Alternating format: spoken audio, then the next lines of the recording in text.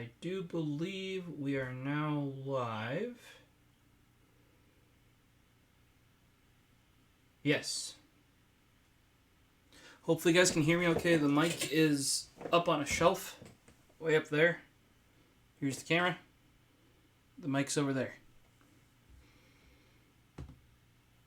I did that so it's not right on the table next to the laptop, which is going to be making all the noise since we're using that for streaming right now. So here is what I'm going to start working on. We'll get more later on, as I've got some new parts. This is going to be the new server. This has been the project. Well, this is a Define 7 XL. So since this came out, and this project's actually been before then, because I was going to redo a Antec 900 actually to fit all this hardware. But this, when this came out, ended up being perfect for my thing, especially with Wendell from Level 1 Techs making caster adapters, so this will roll around. Super going to be nice once it's filled with hard drives. So I'm going to get you guys on the other camera, and I'll show you where we're at with this before I actually have to take it apart a little bit to do some cable management. And here's cable management. That's got a, I kind of forgot to put this guy back in. For what that is, that's the front I/O. So, you know, your power buttons, it's got two type A, or sorry, four type A USBs, two of which are 3.0, two are 2.0. It's got a type C USB, as well as reset and all that sort of fancy stuff. I did have to hot glue the LED in because it fell out. But the way this was routed is realistically this, it needs to split at the fans if you have fans all the way up the top, and it was not that way when it came out of the box. So that's the cable management I'm going to do. The problem is we refitted these fans without doing that. So that means the fans got to come on out. What I think somebody needs to make for fans, by the way, is especially these that are lined up like this, is like a daisy chain adapter. Like an extension, but one that goes female, and then just is like an extension, but then has a female in it, and not a splitter, because those fan connectors aren't the same length. So it's like at the end of the male, like where it will plug into the next one, have a female on the back of that, just to give you that like daisy chain kind of ability. Or more fans need to do what I think it's Arctic Cooling had on theirs. I think Cooler Master might have on some too as well, where they can actually have a daisy chain right on them, like a male-female. So let me get the other camera, because I got the Razor here on a massive extension.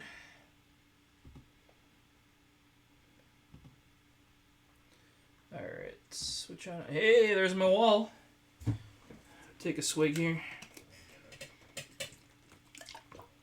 Alright, so the Razor's probably like the main camera. I still got this Logitech for the overview because it's a little bit more zoomed in. This Razor, very wide, really nice, and we can actually focus, if you look here, that close. So if we're doing Pokemon pulls, like that Snom right there, look, we can get right up on that. So it's really nice for that. So we're going to give you a tour, as long as I don't trip over the... Here's the USB cable. If you guys need a USB 3 extension, if we can focus here. I still got to update the focus on this thing. This thing is literally as thick as an HDMI, like a thick HDMI cable, and that's a USB 3.0 extension. It's an Insignia brand from Best Buy. Highly recommend these. Like, it's a 12-foot, and technically USB 3 isn't supposed to go over 9 feet total. But I think because of the bigger cable or wiring in there or whatever, I've had super good luck with these, and they're built like freaking tanks. Your cat's not taking that up very easily. We do have some cat help. There's Gertrude over on the bed. Yeah, she's cleaning herself, like always. Over cleaning. It's our issue there. And let's take a look here. So here we have... This is the front of the server here. 4 Noctua NF-F12 PWM fans. These are brand new. If you look, they are a little bit more on the peach side. That is because they are the newer. And they look brand new. That's because they are. These were bought for my main desktop build, Anthrax 9, or Anthrax, and the current version is 9. Kind of right before Noctua came out with the A12x25s, and then I ended up getting sponsored by them on some of those. So what are in here are I had bought additional NF-F12s to be able to fill out that case because I have 18 fans in my main desktop. Well, these were, and there's a couple more in the back room that I might put on the CPU cooler. These were extra ones, so they've never been used. Even though they're NF-F12s, I wouldn't tell you guys to go out right now and buy new NF-F12s unless you had a bunch already or something. You should buy the A12x25s. They're just a better fan. So what you can see here, these are MNPC Tech fan grills. They look super cool. They're milled aluminum piece there. Screws put those on one of the last times he was over. And then they have the honeycomb style grill on them. The reason why I have them here is because right here, this whole area is going to be filled top to bottom with hard drives. And a lot of the cables, because they mount to this side, a lot of the cables are going to end up having to go that way. And even though those NF-F12s have those focused flow fins, I really didn't want the wires to get in the fans. Because there's going to be, think about that, SATA plus power for each one of these, if not more. And I really didn't want that to get in those fans. Also, this was actually back when, what do you want to say, like during the demonstrations and the riots. He lives in Detroit, if I recall, and his building got started on fire when that precinct, that police precinct, was burned down.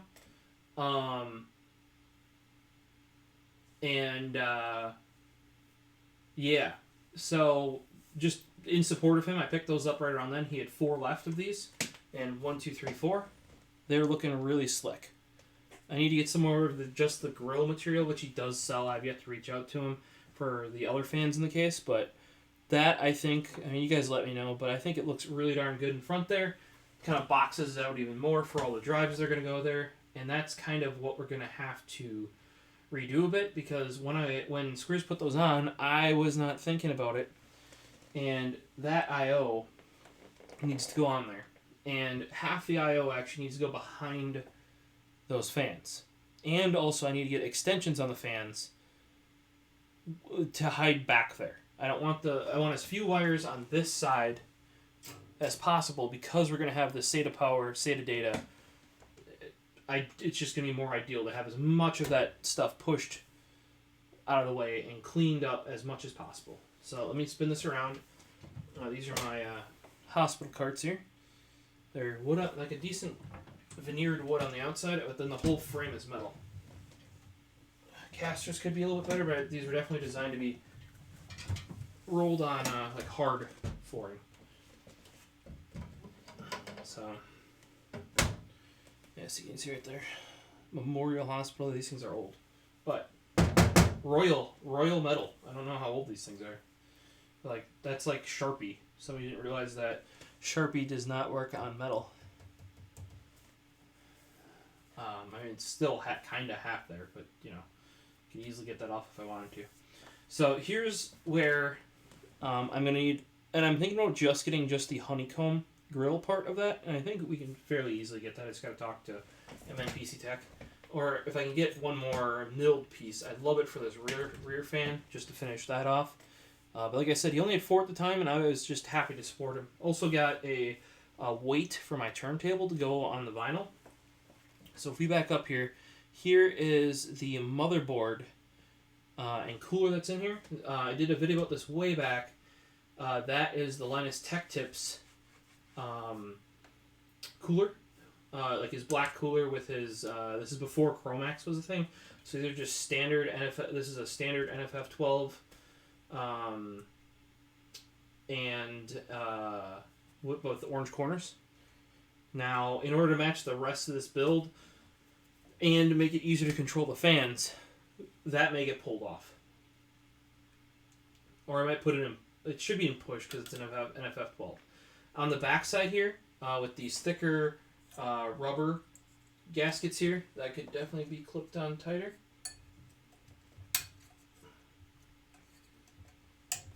There we go. That is actually a industrial. And I originally just put it on there because I had an extra one. And it was black. You know. I do have 2, possibly 3 brand new NF-F12s in the back room still. As they're in that Antec 900 I was rebuilding. So I'm probably going to go back there and grab these and swap those on here. Otherwise I might just go down to 1 fan. But this was in a completely different build until this case came out and stuff like that. So I was kind of just running it as like a test bench and we wanted to do an installation for that cooler video and stuff like that. And I'm probably not going to change this because that's like, for now I won't change it because that's more of a visual thing, whereas this build needs to get up and running kind of ASAP because the current server is starting to have even more issues. The other day the RAID array decided to no longer show up. Real nice, real nice, you know. Then this is a Crosshair. Is it 7 Hero? It's, I don't know why they take out. It's a B450 board. This is the only B450 board that'll do what I need it to. It has, of course, M.2 directly to the CPU.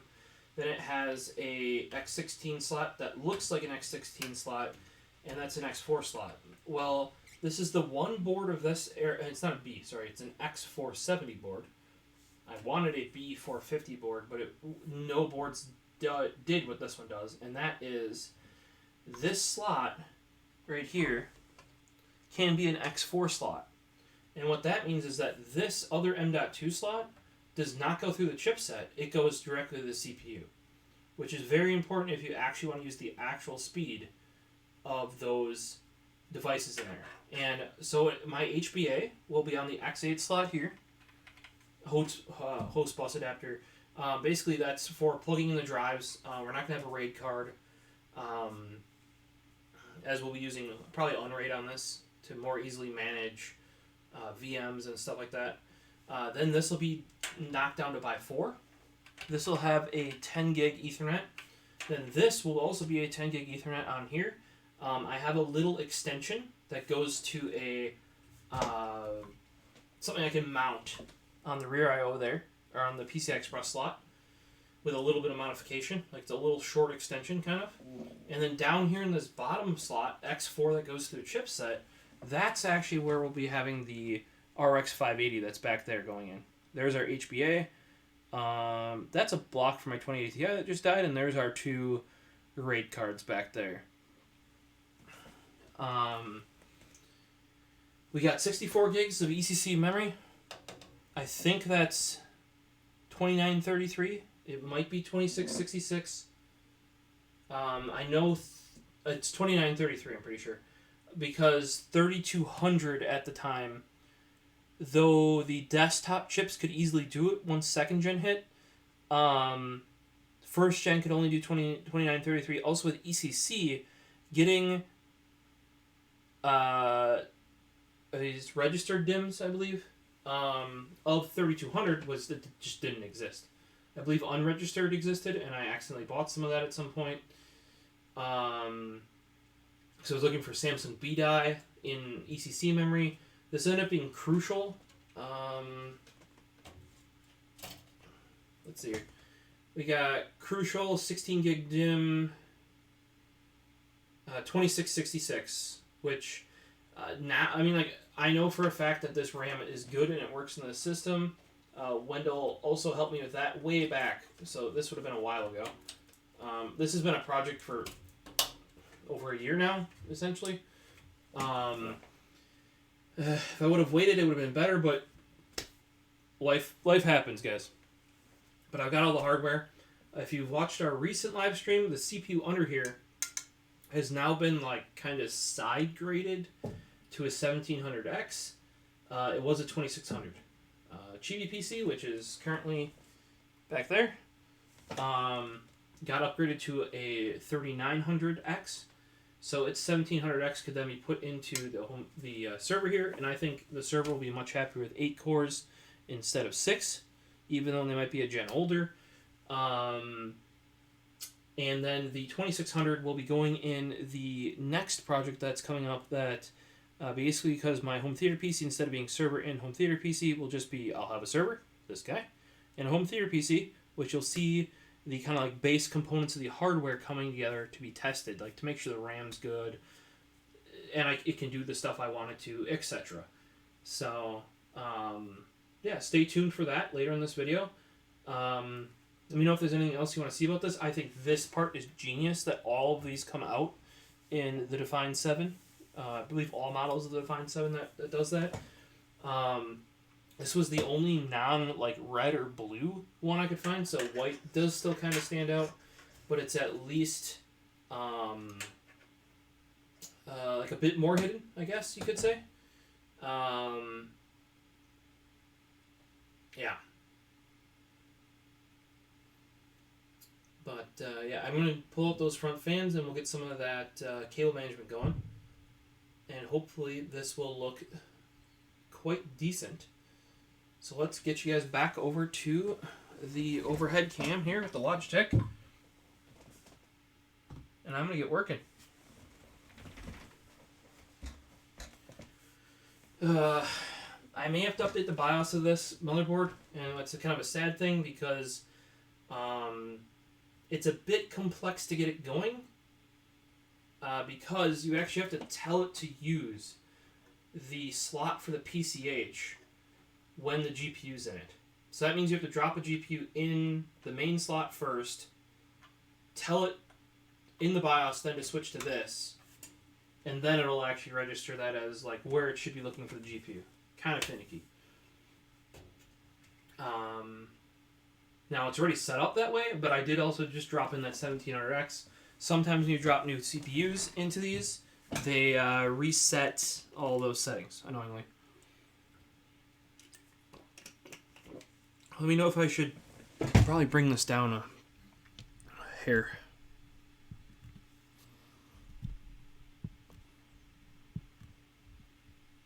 I don't know if that's better or something. If you guys haven't checked it out, check out my recent video I did on electric screwdrivers. Here we got the DeWalt, or we've got Snap-on here. This is my newer Snap-on.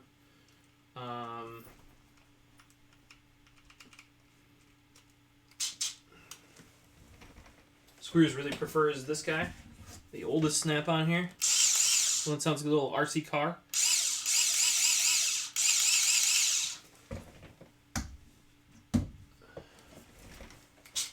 So all I'll be doing here is pulling out the fans, because what I'll be doing is this front I/O splits basically around the two fans. Now when it comes like that, it's not routed like that, but that's how I would do it, is because that's going to be the easiest run, is to run one down this side and then over, right? And then run one down this side, these guys down this side, across the bottom, up and in. Pretending you got enough length. You can always get extensions if needed. I probably will. I'll have to look at what's needed there. Realistically, for now, because I'm just trying to get this up and running so I can get the Unraid set up, is we really mainly need the power. And if anything else can get routed without me buying extensions, because remember, this is the Define 7XL. A lot of times they don't take into account you wanting to run the cables like all the way down and around to get the cleanest run.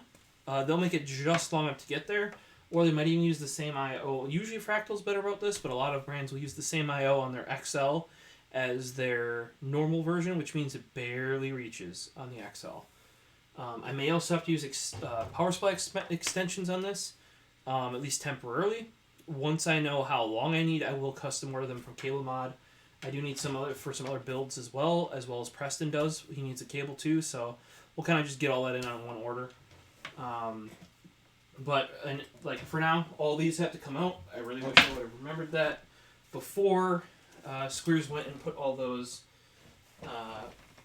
fan cables on the other side, or fan grills, because we could have just not put them back in yet.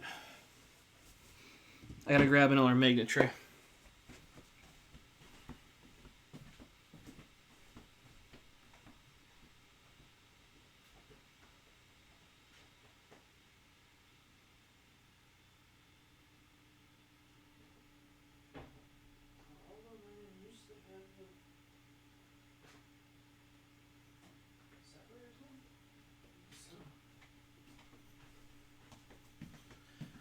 Well, it looks like all of mine are in use.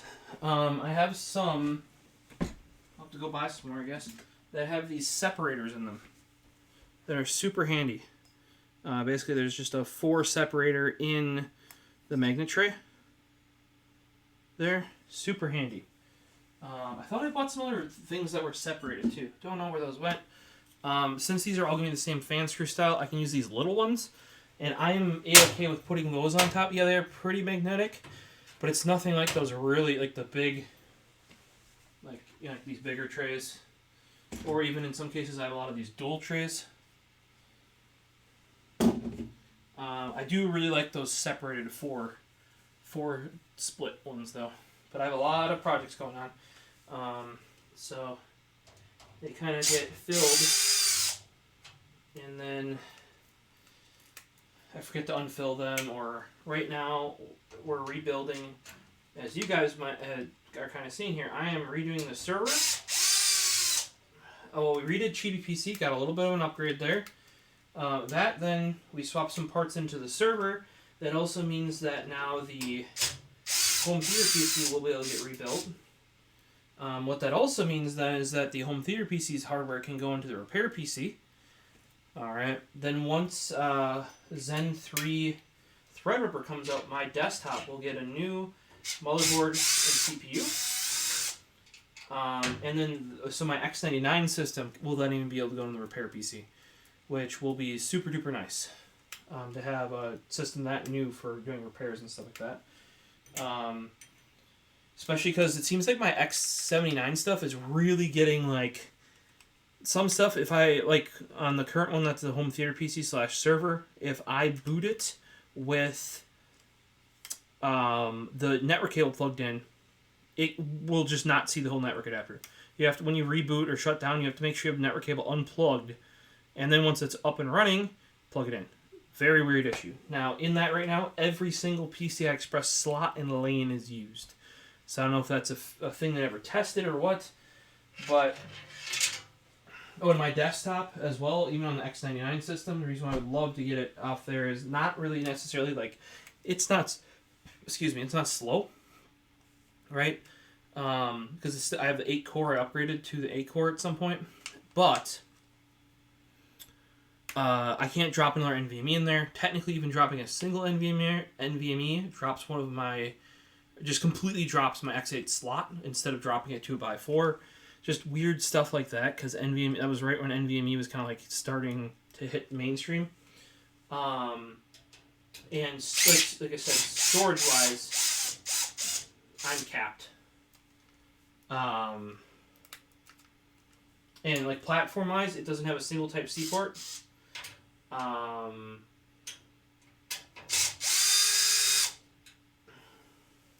So I just need a platform update. Realistically, the 8 cores in there are fine. Like I'm doing fine with 8 cores. You know, those 8 cores in there overclocked on X99. I think I have a 6900K. Beat the crap out of my 1700X overclocked. I got that to 3.9 on all cores at all times, which is only, you can do a little bit better. You can do 4 on if you had a really nice 1700X.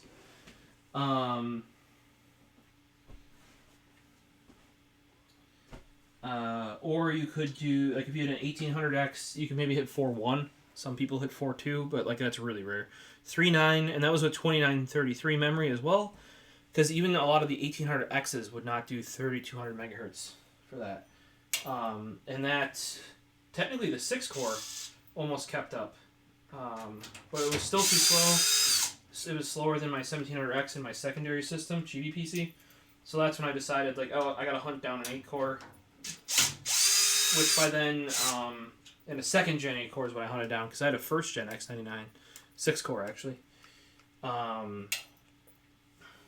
that platform is blowing the tooth. Like, Type C ports, my only Type C port was on my 2080 Ti, which, well, it's dead right now.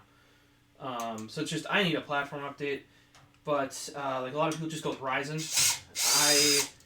That's not enough lanes for me.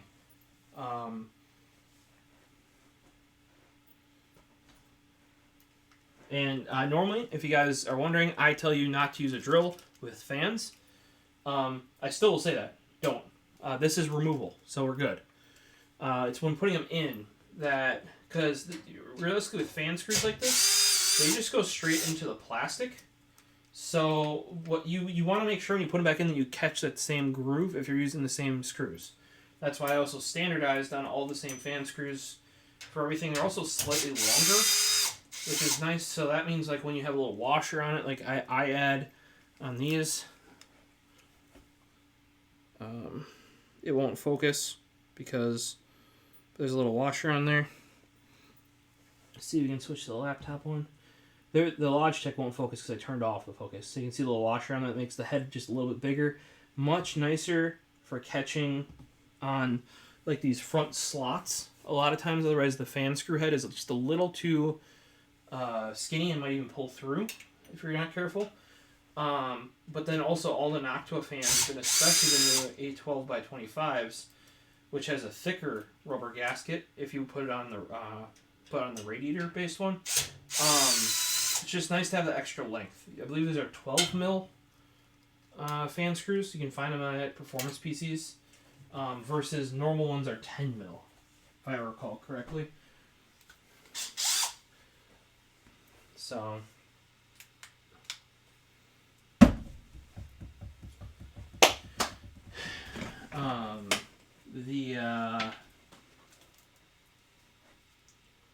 so I decided to put the power.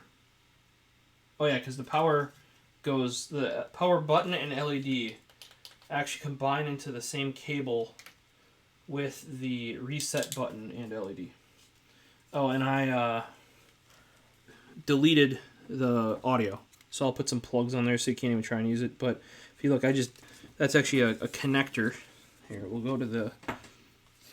Oh, we should use the Razer cam because it can focus real close. Like, hold on here. Razer cam. Here we go. So if you look right there, you can see I factory deleted the audio on here. It was right there. It was just a connector that was hot glued in. Just bam. Then I don't have to route the audio. I'm never going to use front panel on it. I wouldn't use it if it was a desktop, much less if it's a server.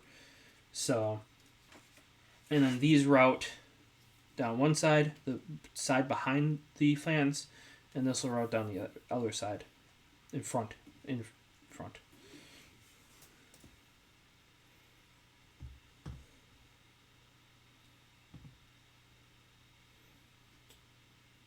Hopefully some of the stuff I'm talking about will help you guys with your builds.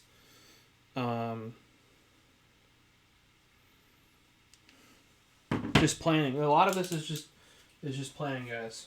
Or in this case, I forgot to plan. And, oops. If you know what I mean.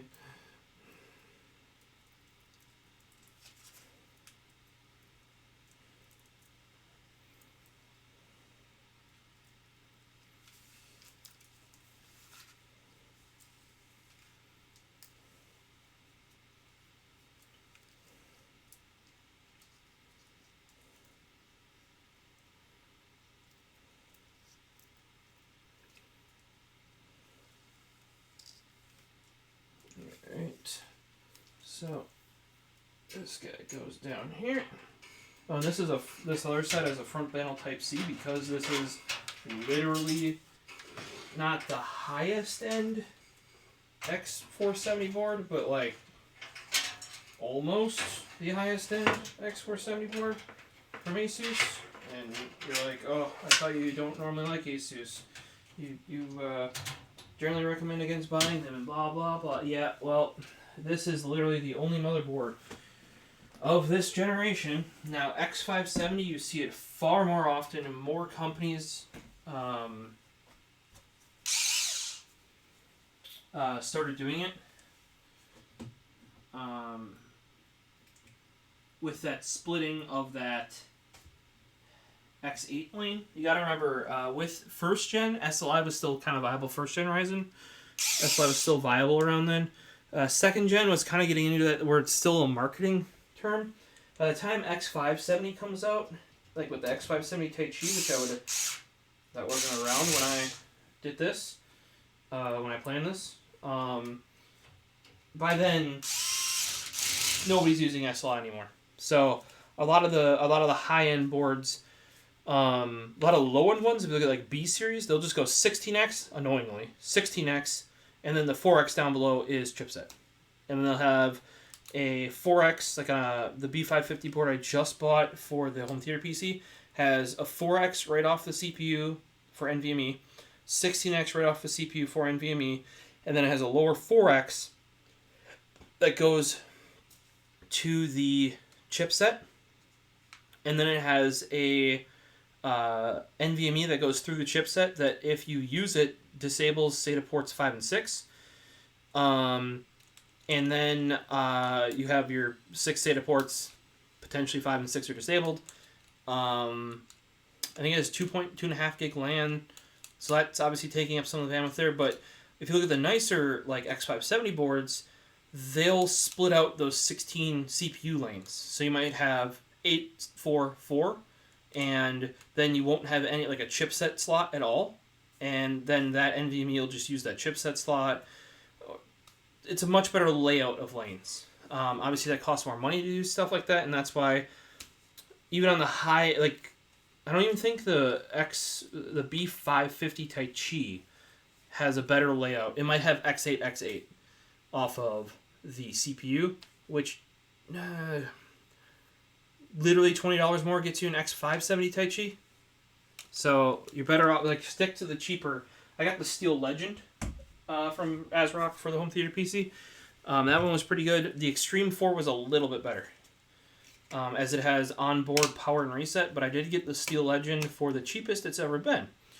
Because Newegg was running like a promo thing, and I check out, you can use Honey to do that, or like if you're checking out Amazon, Camel is a good website for that. You can also use PC Part Picker. They have a history feature. But yeah, the price I got this for was like $15 or $20 more or cheaper than that board's ever been. So might as well take advantage of that, you know. So, yep. See, here's where Fractal is nice. Even though this goes all the way down the front. Okay, I'm going to tie wrap this tight. Right there, right? So even though this goes all the way down the front, this is a Type C for a front USB, right? So it's got to go like over there. I won't be able to run it under the fan and like through here. It's not going to be long enough for that. But I should be able to, even once it's tie wrapped in, run it kind of along the bottom here, maybe? You know, like that or something. And then around. I think it'll be long enough. Now, am I really worried if I don't make this Type C plug into the motherboard? No. It's a server. It'll be nice if I can, but you know, not a huge deal if it can't, I guess. The other option you have too, doing this, and I just thought about this now, is we could go around the top here, like so, and then down this side. But remember, there's going to be all these hard drives plugged in right there. So let's try routing it down here. It's going to come up here. No, I don't think that's going to work.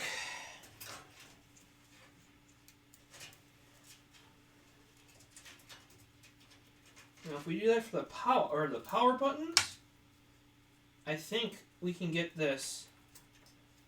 I might need to order an extension, but like temporarily I can run it without the extension. But that almost makes it so. What I plan on doing here is,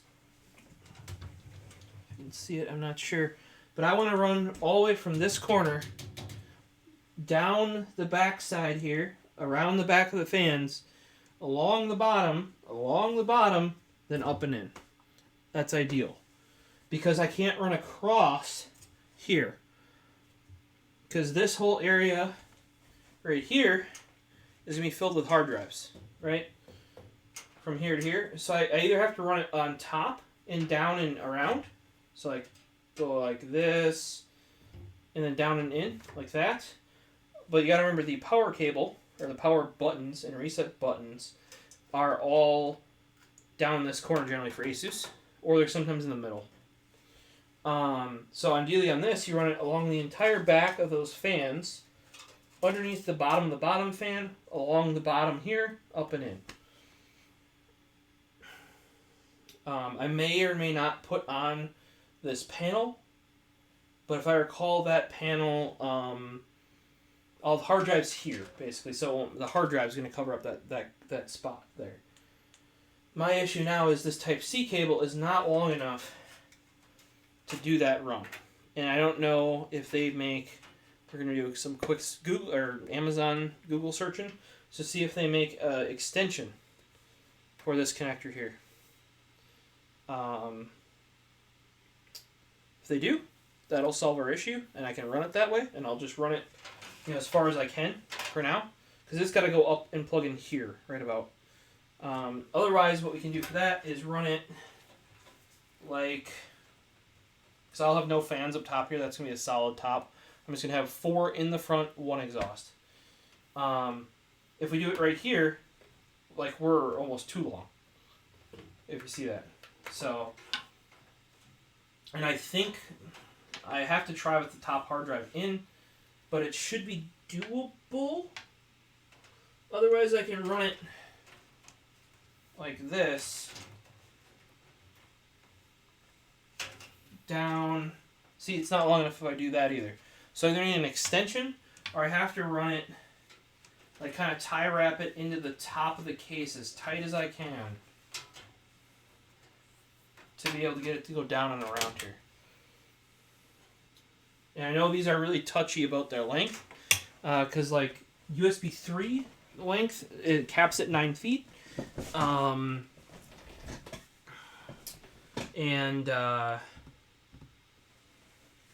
Yeah, USB 3 caps at 9 feet. And you gotta remember, this is probably already a 3-foot cable, roughly.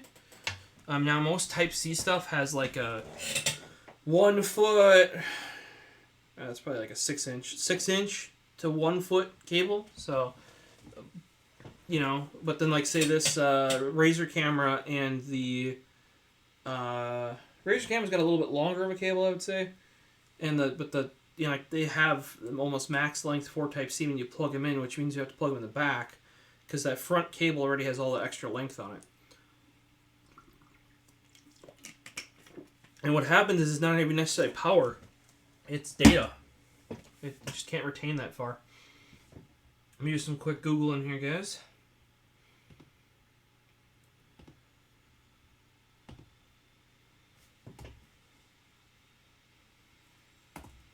I mean, if you guys have any suggestions for the, like if you've seen a USB Type-C internal extension, hit me up in chat if you can, but I think I have links blocked, so you have to send it over on social media.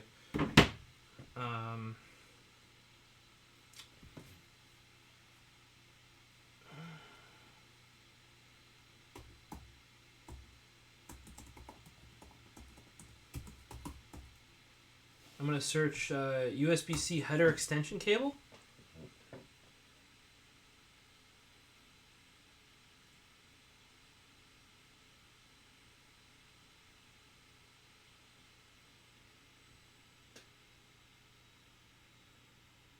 I see A to C, like that port directly to a C port that can go on your case.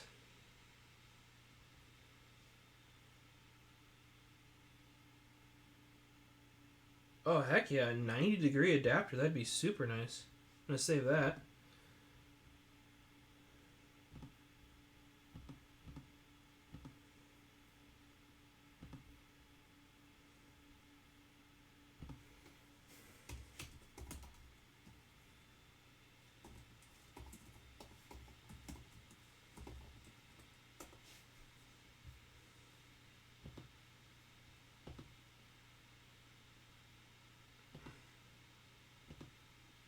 Yeah, this right angle Type-C adapter could be quite useful.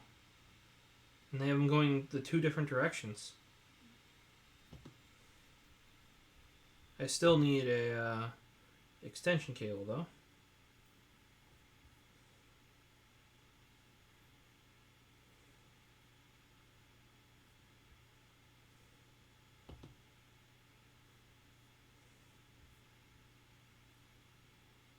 I mean, if it doesn't exist, it doesn't exist. We run that along the top there. You know, oh my gosh, I just saw something I've been looking for a long time too. It's the USB ports are split, so it's not okay. So it's like a USB 3. I can probably share my computer image thing, can't I? But basically, it's a header for USB 3, except instead of the ports being stuck together, they're like the old school USB 2 headers, which are two separate ports, which would be way easier for modding, and I mean way easier. So we're going to have to add that on the list of things I need to order, probably for my desktop upstairs.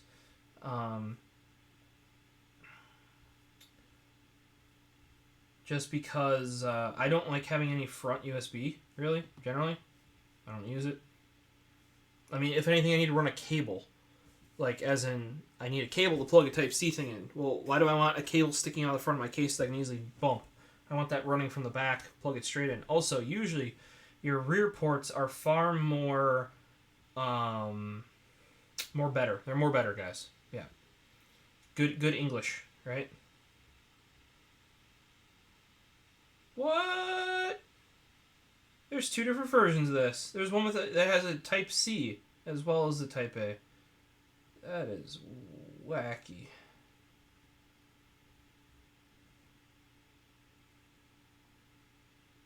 Yeah, it's got one Type-C and one Type-A, so that's why it's split.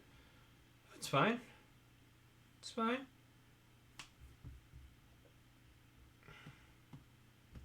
Let's just search the general Google and see if we can find what I'm looking for here.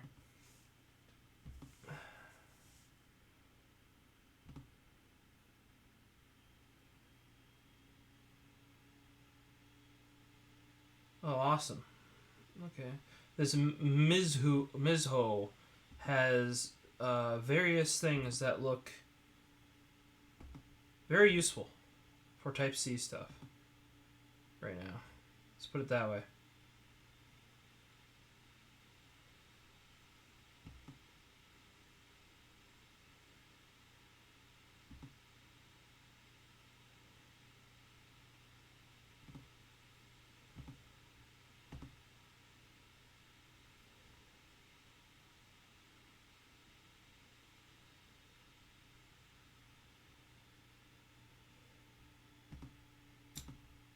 Yeah, I'm not seeing anything. Here we go. Somebody's got a Reddit post to NZXT.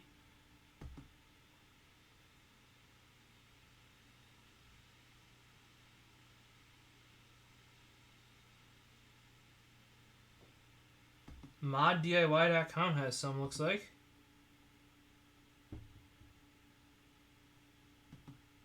$20. Well, you can get them in 5, 15, 30, and 45 centimeters.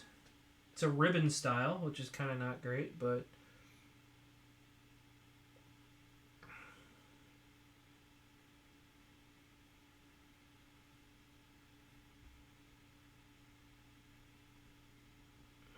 I've ordered stuff from Mod DIY before. They had a PWM graphics card, fan power to standard PWM fan plug that I needed when I was modding a graphics card. So that. Let's see if I can get. Let's quick add a scene here. Add a scene.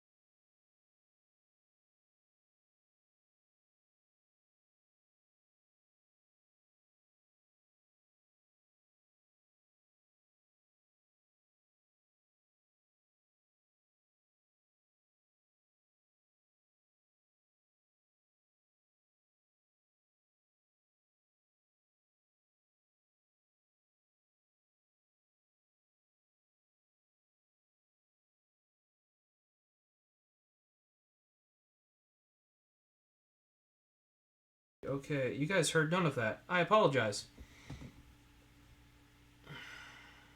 See, not good at this streaming thing necessarily. Wop wop. You guys never heard a single thing I just said. But I can pop it back open here. So what I was saying basically is this is a nice right angle. Take a look at that. Makes it nice and clean on your board there. Now they have both right and left angle, it looks like. Because they have this guy, they're both 990. And if Honey would get out of the way.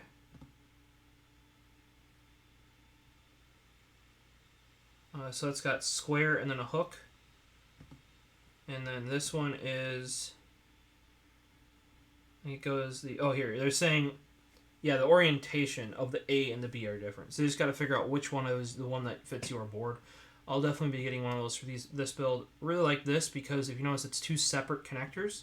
I originally thought it was two separate Type A connectors, which is what I would prefer, but it looks like it's actually a and a C connector if you look at the description down here.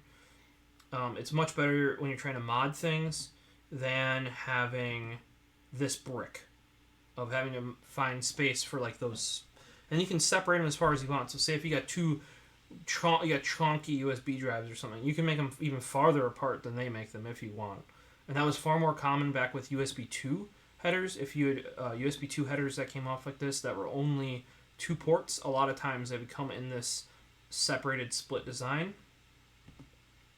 I was saying how I like this one because that's nice for modding cases to add Type-C, because if you look, it has multiple steps there, so you can actually cut a hole into your case and have it poke out through some thicker plastics. Whereas this company's older design, which I've seen before and tried using, is really only meant designed to go through a PCI bracket like they're showing there, which is not very good for modding cases. And then this is the USB Type-C extension I found. It's a ribbon style with a PCB. We'll make it work. I'll have to order whatever length I think is necessary. Oh, so they have it running and then you can mount. Oh, I see why they did the PCB now, is because I think that's actually going to define, no, it's N6T, you can see right there. But you can actually mount this to the case, and that's why they made it a PCB design, and then have it run up. So I can have it mount probably to the bottom, is what I'm going to do. And then you can specify to mod DIY 5 centimeter, 15, 30, 45, or 60. So, and 30 centimeters is about a foot, right? I think, using my memory here, that's not very good. But yeah, so I'm going to route that Type-C cable where I want to route it and order the correct extension to make it work. So, I knew somebody would have it. Now, like I said, you got to be more careful about that. So now you're probably going to want to use like the shortest Type-C on the front as you can, like when you want to use the front. And I might use that for dumping directly from external SSDs from like cameras or trips I'm on, or whatever, to the server, like if I ever need to dump directly to it. So I'll probably have like a real short. I have some that are 6 inches or even less to do that, because you got to remember there's going to be the 3 feet plus the bit. And if I recall, Type-C drops length even faster than normal USB 3.0. And 3.0 caps at 9 feet. I don't know what 3.1, or now it'd be 3.2, whatever, caps at. So, and that goes from the motherboard port. It goes from, sometimes it actually technically goes from the chip, like the controller chip. And sometimes that's a ways away from the actual port on the board. So that's why if you guys have weird USB 3 things going on, that's why. So now we know this is going to work if I can buy extenders. And I can definitely buy extenders for those front, like the reset LEDs and power things. I've done that before. We're just going to tie wrap them nice and tight down the back there, and I'll order up those extensions. And this is why builds with me don't generally happen, unless you tell me they have to happen that way and we did a crap ton of planning, or you don't care about this. If you just want to make a cable mess in the back, Now, this is going to be my server for the next 3+ years, and this case will probably go on farther than that, because it can take 12 drives, if I recall. So I'd probably sooner just upgrade the drives in it, or the platform, than I would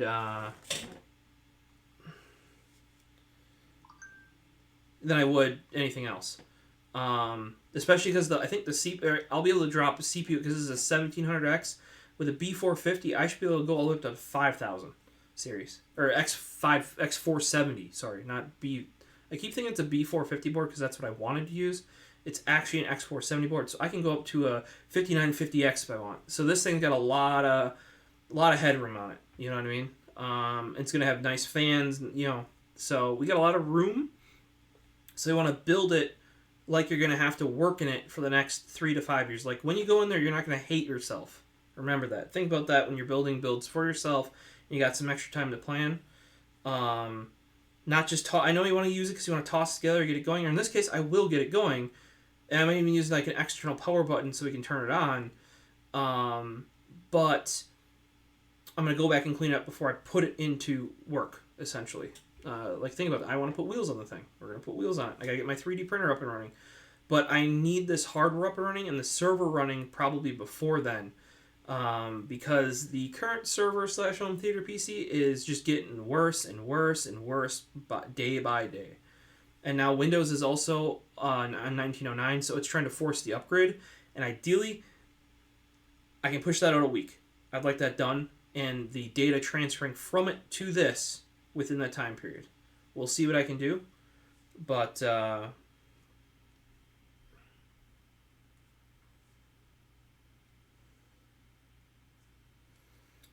we'll see what's going on.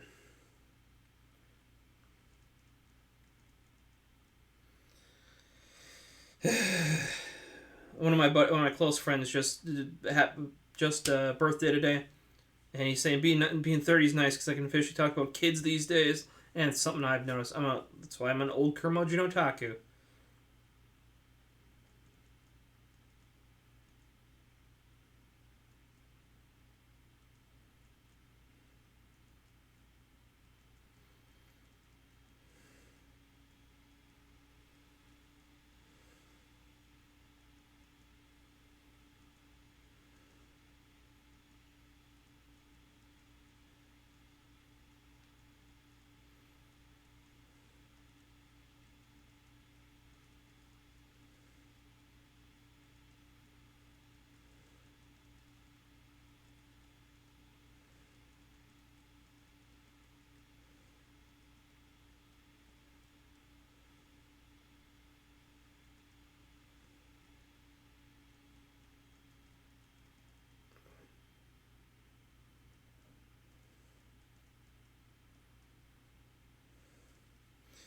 Alright.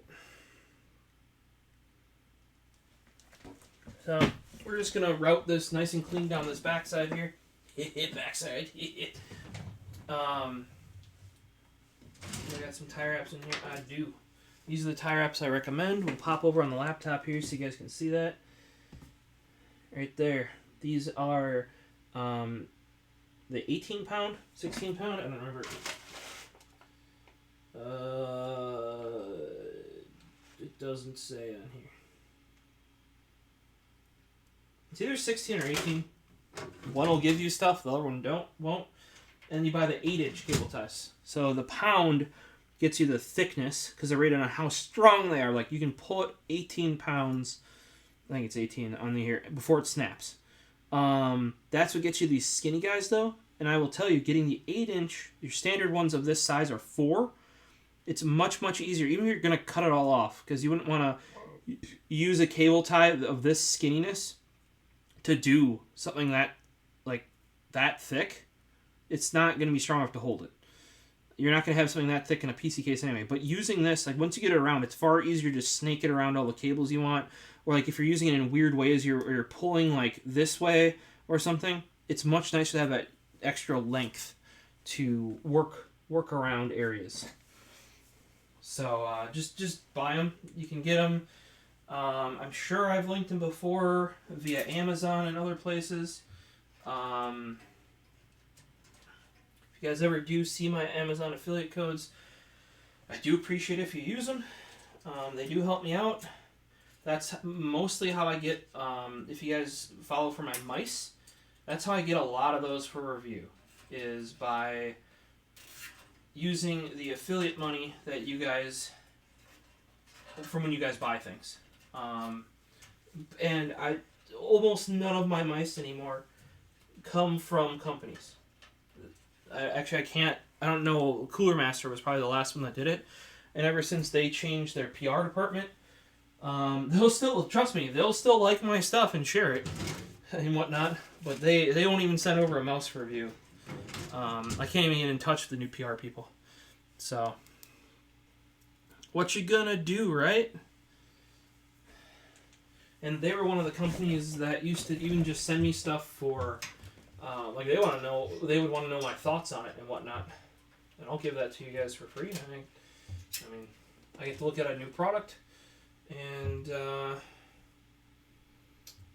they get some feedback. That's how that was working. So I didn't even always do videos on stuff. I usually do a written review way back in the day with a whole bunch of pictures. Now, just if you guys are wondering why it's more videos than anything else nowadays, they're faster. That's why. That's literally the reason why. Because, and pretending I don't do editing, if it's not like a big release or something, some big project for me or something like that, I don't edit my videos. They're just straight. It could almost be a stream, and sometimes it is. Then I chop the stream down. Yeah,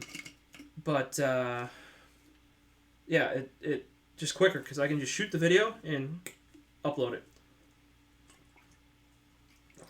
If they seem a little long-winded sometimes, that's why. We're getting thoughts straight from the head, usually, unless it's a product I've used before. But then if you notice, Squeers and I usually go off on tangents, if that's the case.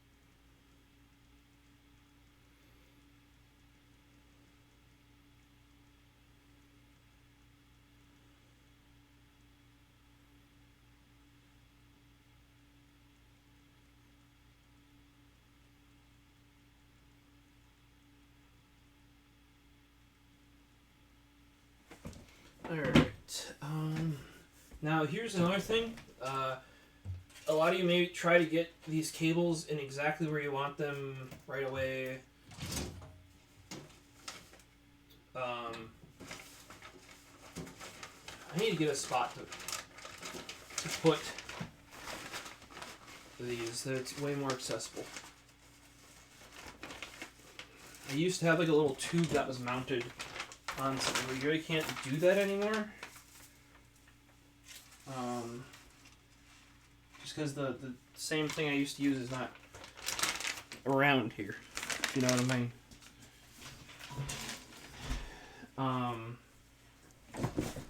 Just use your tie wraps, clip them off, use more tie wraps. Like, it's why I buy a pack of 1,000 minimum, and then if you really want to get cheaper, you buy a pack of 10,000.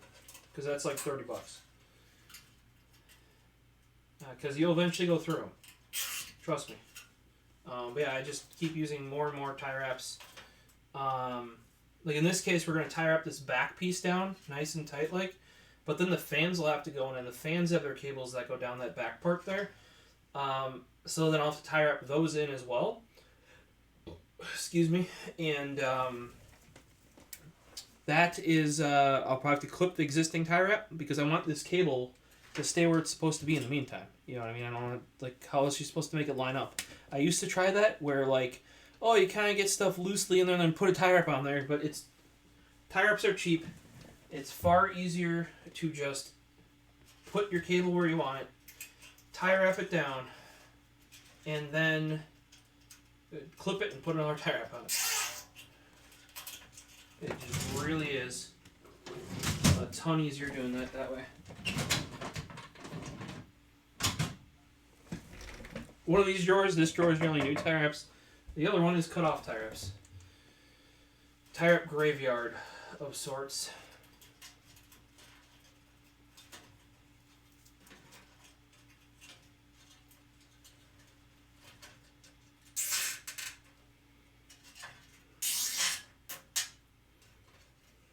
And I wouldn't say cinch these down super hard right out of the gate.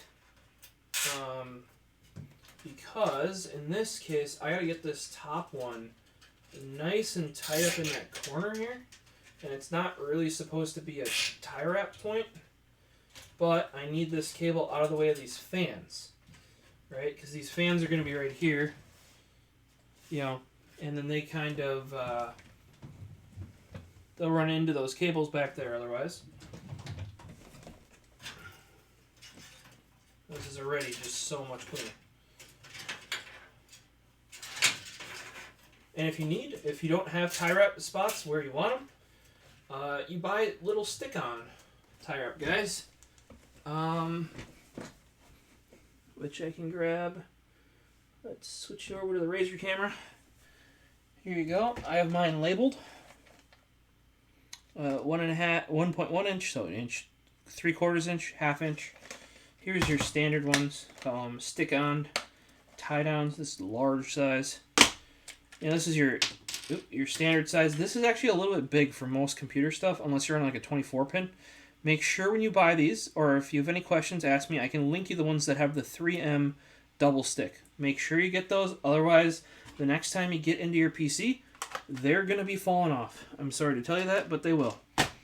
For most PC stuff now, I want to say I use not the 1/2 inch. The 1/2 inch are friggin' tiny. I'd say 0.75. These are what I use mainly inside of PCs now, that I know they exist. Realistically, prior until I was trying to find ones that came with the 3M double stick tape on them, and this is the same seller on Amazon that has all three of these. I didn't know there was anything smaller than the 1.1 inch, and I would actually cut in half or in 2/3 or 1/3 in, because there's like the little clips on them. You can cut them, and that's what I was doing. The purpose-built ones are much better actually though. So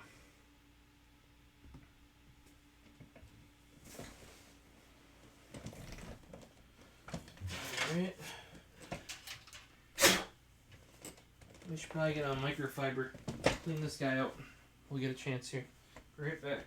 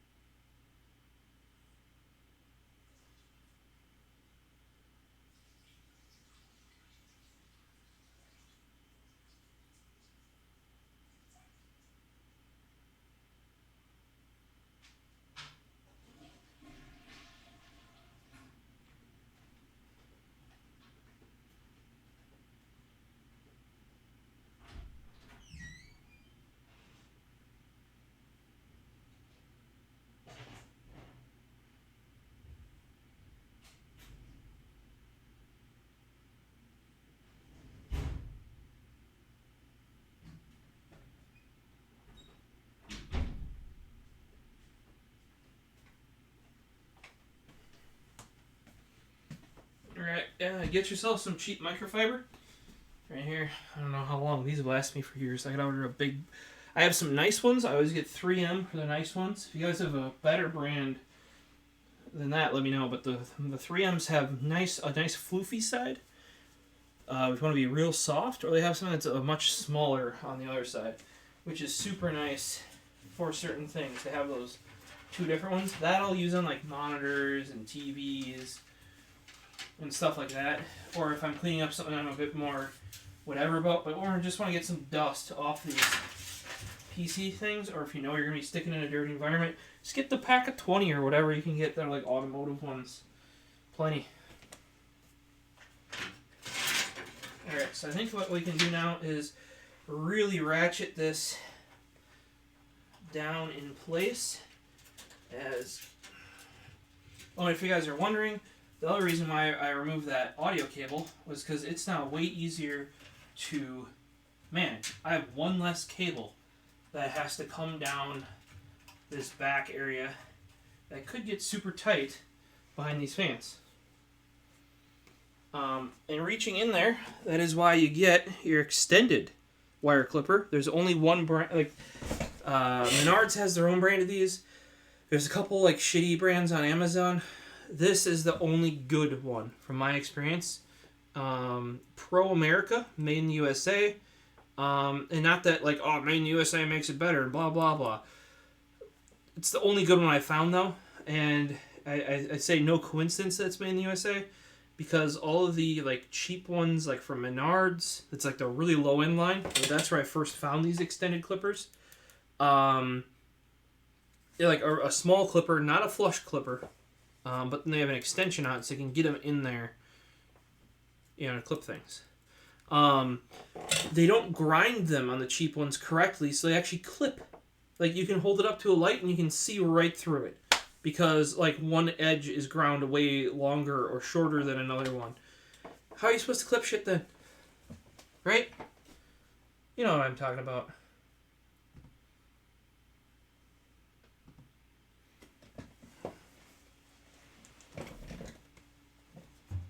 And sometimes I'll leave these on here.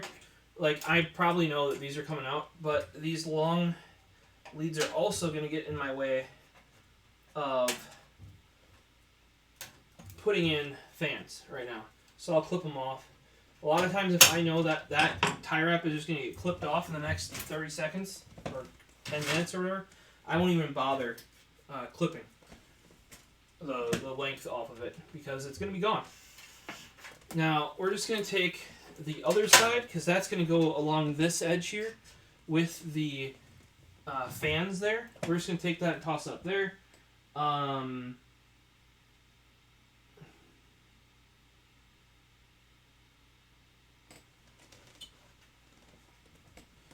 I'm going to start mounting up these fans. Now, if you notice, the fan can either easily come down like that. That's not the side we want it on, though, because if it's sitting here, that fan cable is on the dangly outside. I want to hide these, so you want to put it on this side, and that way it's going down the side you don't see. See what I mean? It'd be easier to manage it the other way, but if I can tuck it behind the fan, it's going to be far easier to do, or far cleaner to do. If you know what I mean.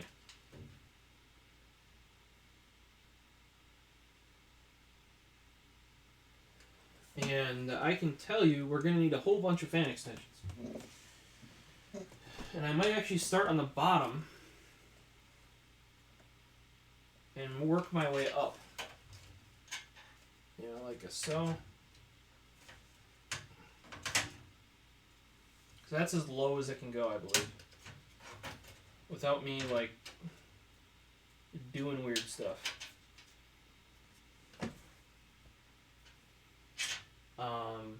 And even this is going to need, because Noctua's fan cables on their fans, because they come with accessories and everything, are very short. So, just to get this cable managed properly, each fan is probably going to need 1 to 2 fan extensions on it to get where I want it to go, like I personally want it to go. And then, since this will be up a little bit, these cables here should be able to come under this fan and go around. So that means I want a tie down point right in this corner, right here. Right there. I want a tie down point. Now, there's a big filter that goes across this entire bottom. So if you were to just loop it through the fan grill here, be careful, the fan filter on the bottom may not clear properly. And in this case, because it's going to be on the floor in the basement, I'm probably going to do power supply up, fan up, to try and keep positive pressure. So that'll be another exhaust technically, but I don't want that fan pulling in dirt from the bottom. So I'll have the fan filter there, but I might I've closed those off with like construction paper before, or you can be a poster board to make a nice cover so that air is not getting sucked in the bottom, because it'll be on wheels in our basement because that's where the server's going to be. I don't need it sucking dirt. And the nice thing about these Fractal cases is their power supply like covers are vented, so you can run fan up on power supply if you want. Just as a heads up, these are all things when you're building a very custom computer for yourself, and you've done this a number of time, you should be thinking about. Because just because the power supply should be fanned down doesn't mean the power supply should be fanned down. Like, you might have reasons to not do that. Especially because we're going to have so much positive air pressure with 4 120s in and only one out. We don't really have to be worried about that power supply messing up our airflow, I don't think. I might be wrong. You guys can tell me if I'm wrong. Have at it, or if you think I'm wrong.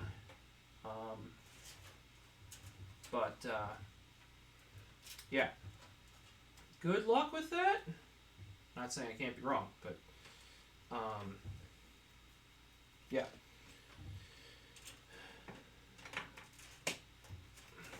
All right, we need a stick-on tie-down. The other thing you generally want to do with your stick-on tie-downs is clean off the spot where you're putting it with some alcohol first.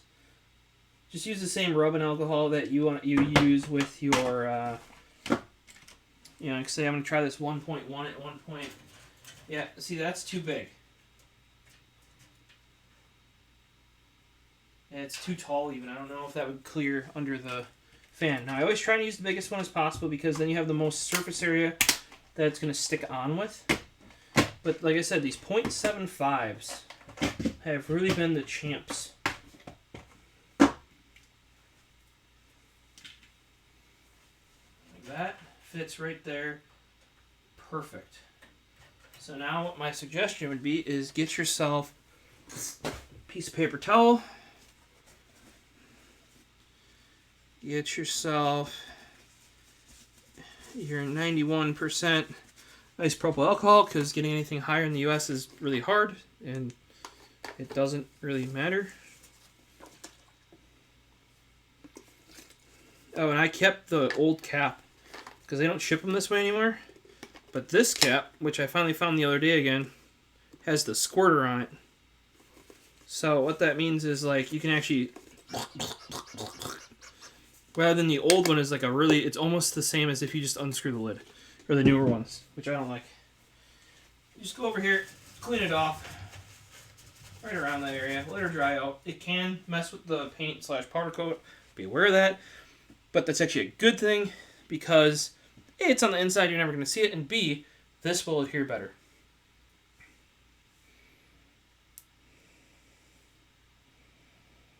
As with any double stick tape.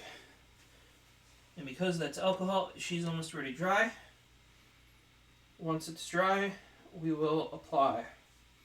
But as with any double stick tape, what you want to do is put it there and push down for 30 seconds, like a good 30 seconds. Just with any adhesive, you kind of want to do that. Sometimes scoring it up, like if you're having issues with it sticking, because it's like a really smooth finish, this is like a orange peel powder coat, so we don't have to really worry about that. But if you're having issues sticking, we'll get a little bit of sandpaper or some, it's not terry cloth. I forget. It's like that woven, used to clean off contacts. It's like a woven abrasive material that my brain is not registering at the moment. You can use that to just rough up that surface a little bit. Do that before you do the alcohol, because you want to wipe off any of the material that you took off when you use the alcohol. But then it'll stick better because it's just got a little bit more friction. That's like when you're gluing stuff together, guys. You need there's got to be something for it to grab, because that's how adhesives generally work. Is they stick to the grooves in whatever you've stuck or you're trying to stick together. So got it right where I want it, easily, and then we're just gonna push.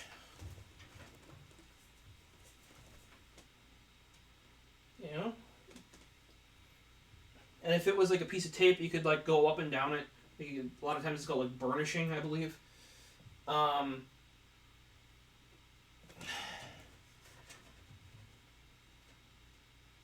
maybe wiggle it a little bit, you know, try and get any of the stuff out of there. I'd say that's pretty good.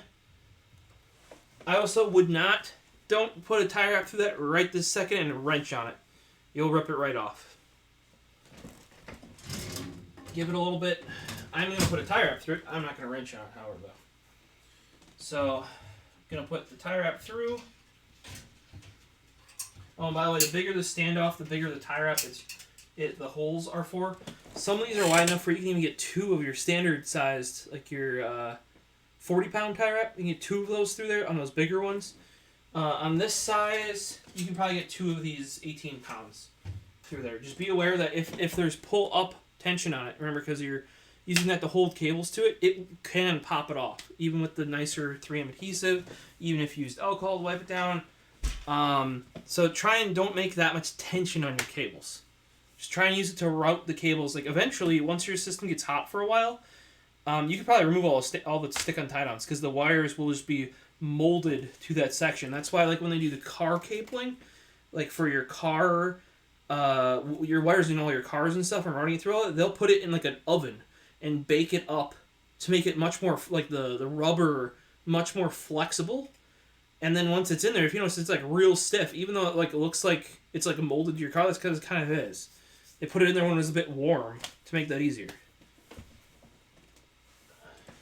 I've also used that technique to, like route cables sometimes in PCs if they're like real thick boys. Or you can use that if you're trying to get like a nice clean run on your power supply cables. You can do that as well.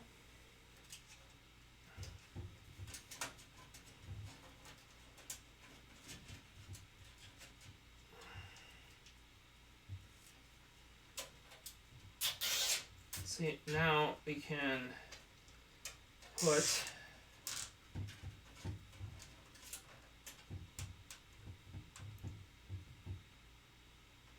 this here. See, and here's where you're seeing we need that extension. This type C, once we go around this bend here, needs to make it up to about there. So that's why I'm going to have to go that route. Now you remember the hard drives stop here. So I can fit a whole bunch of, like if I want to put my fan hub, fan controller down here, being that it's closest to these 4 fans, that's going to make a heckin' lot of sense. I also might make a ramp that kind of goes from here down that forces that air up into the rest of the case by fans, because the power supply has got its own fan that's going to suck from inside here. So I might we've definitely done that on people's systems before, a little ramp to force the airflow from that bottom fan up more into the chassis rather than down here into the whatever you want to call it. I also could probably fit more hard drives down here if I recall. There might be a hard drive bay, but those mount differently. Whereas these appear actually like one screw to get the hard drive cage out, which is super duper duper duper nice and convenient.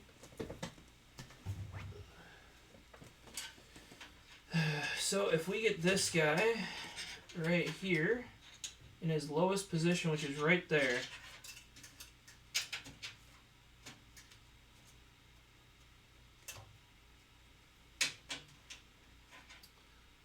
unless that fan hub is right there, we're going to need at least one. So what we're going to do is show you how to put on fan extensions. And you're like, you just plug them in. No. No, you don't.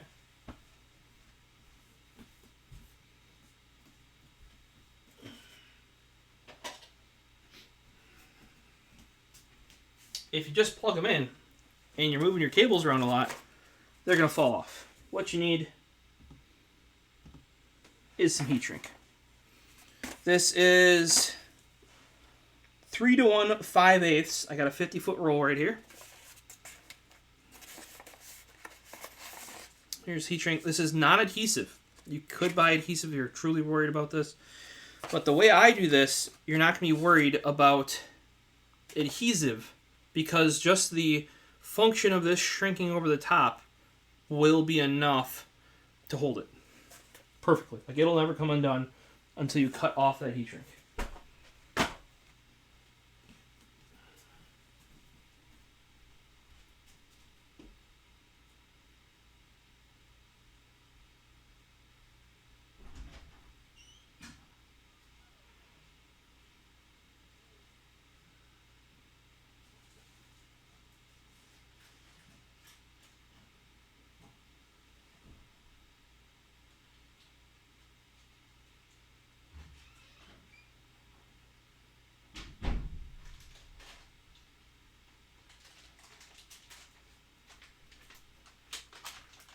Alright, I'm gonna have to order some more of these.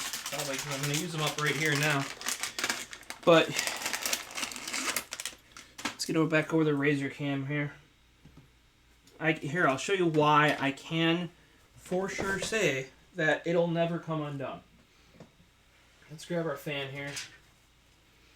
Here's our fan. These are cheap extensions off of Amazon. They're all I use anymore because you get like a 10-pack for like a couple bucks. Okay, so on these, normally you guys would think you just snap them together. Hey, it's perfect. It's never going to come apart.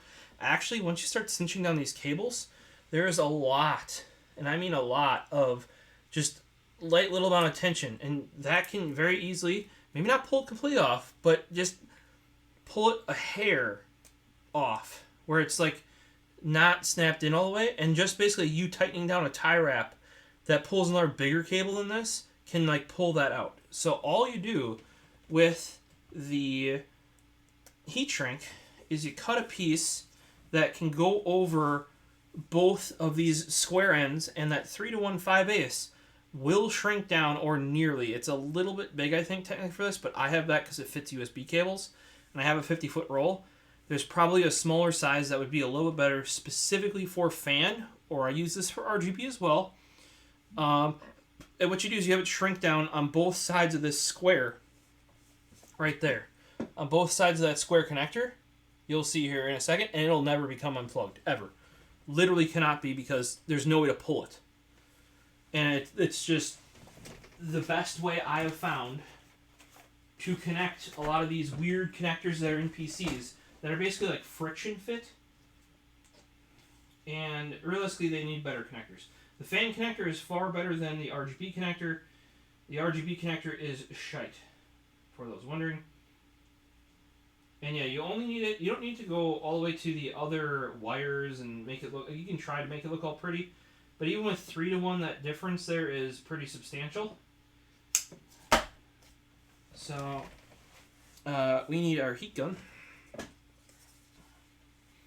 And the reason why I'm doing this wire, if I want to route everything the way I intend down here, that wire is short wire. Does not give me too much leeway on where... I can always cut it off, too. That's the thing.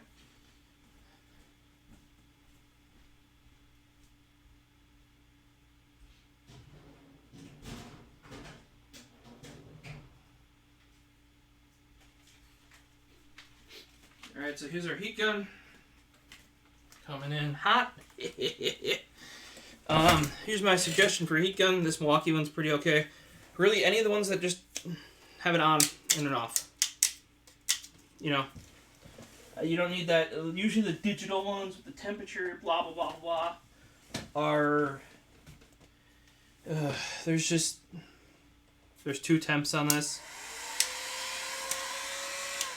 And, yeah, it's a heat gun. Works. You don't really need anything more than that. I've just had far more issues with those fancier ones. And some people I know, friends I know, through like keyboard modding and stuff like that, that do like PCB work and stuff like that for a professional level, just like, unless there's a specific reason for you to get like a temperature controlled one, for a heat gun, the simpler the better. I would really love a cordless heat gun and have considered it. Milwaukee's, however, is only 18 volt, and I run a Milwaukee 12 volt tools generally. And Ryobi's, my Ryobi and Milwaukee are made by the same OEM over in China. They're both the same, essentially.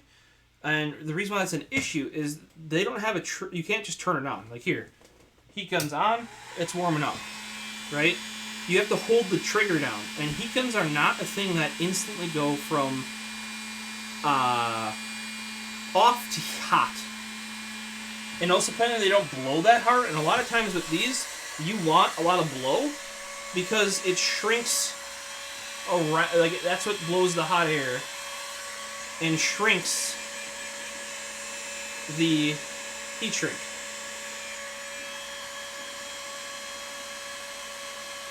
Just like that.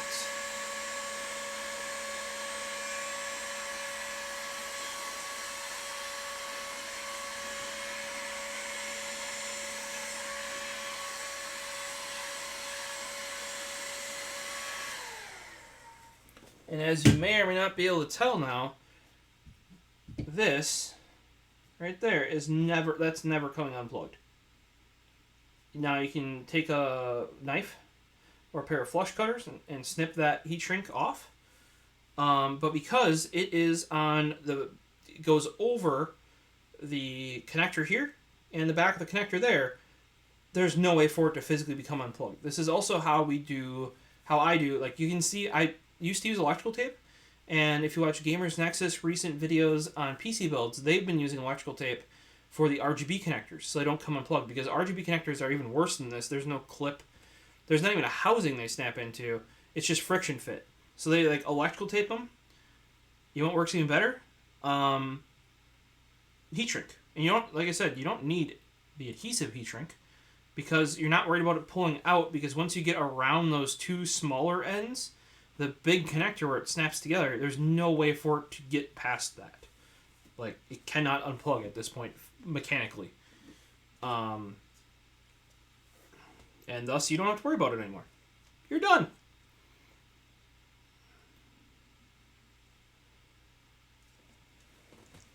So now that we have a little bit longer of a cable, we can mount this guy down here. Like so.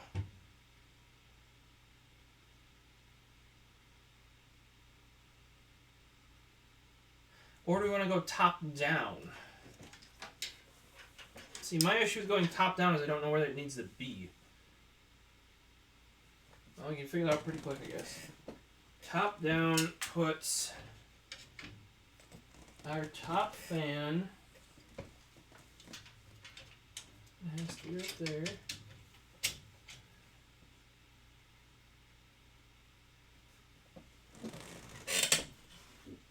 Top down puts our top fan right about there. So almost all the way up. And we can adjust this stuff slightly.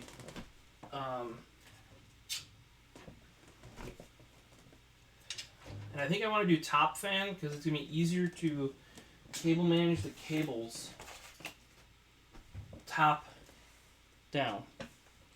Might be wrong.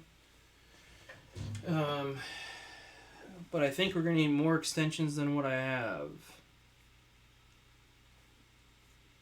But this can be the top fan now.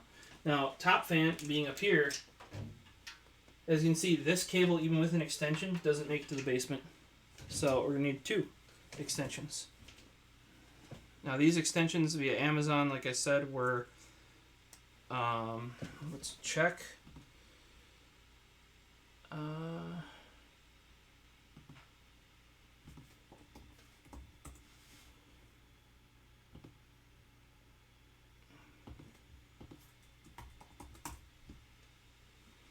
There's a 10-pack.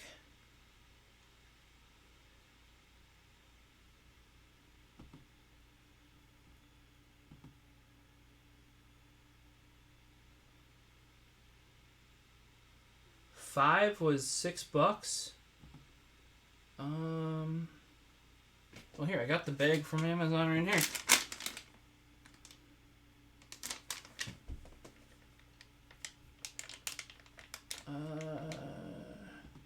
Amazon says X001V1 MHC7.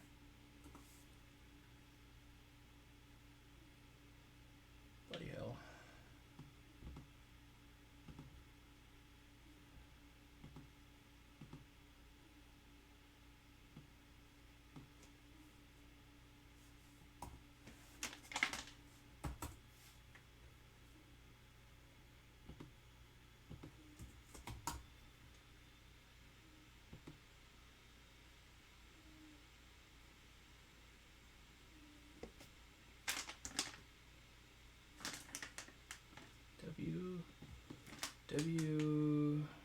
WGCD.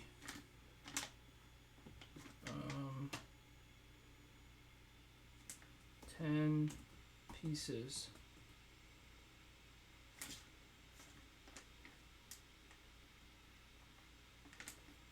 Oh, what the heck?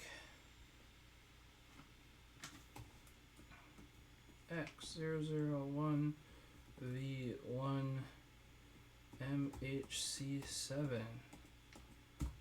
Enter. Nothing. How the heck does nothing come up?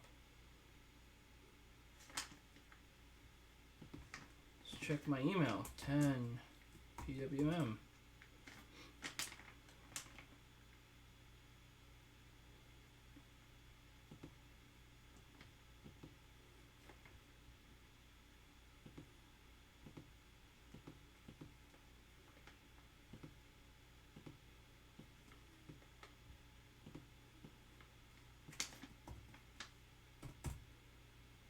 Yep, that's not showing up at all. Why does this gotta be so hard, guys? I literally bought these before.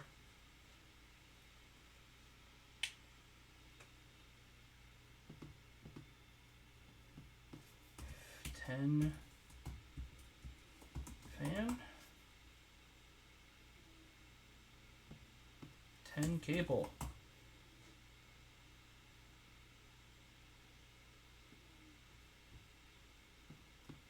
Fan cable.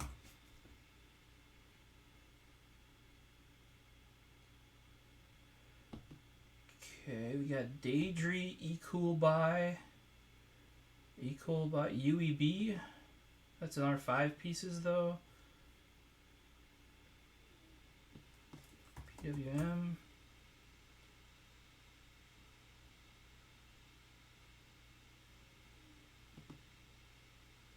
UEB is not available anymore. Lost Ocean is $10.66 for a 5-pack. That's too expensive. Dairy is $6 for 5. Pretty darn sure I got them cheaper than that even.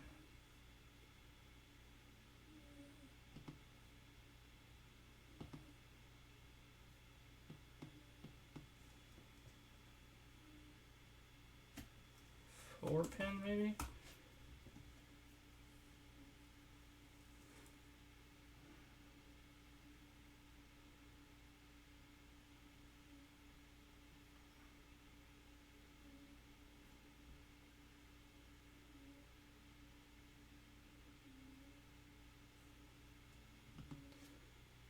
No idea. Currently on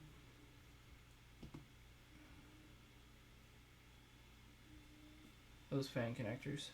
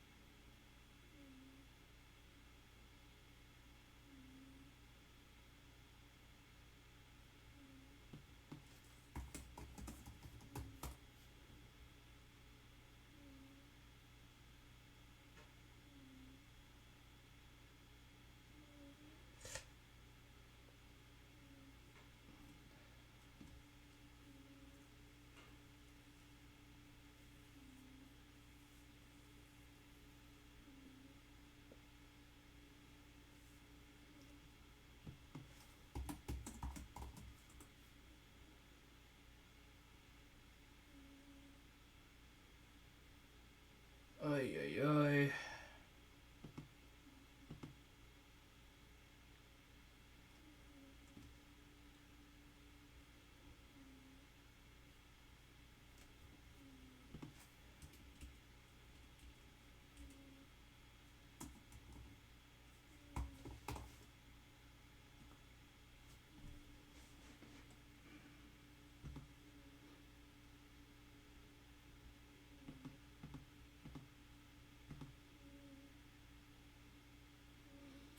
Yeah, the Lost Ocean ones come up from when I recommend that.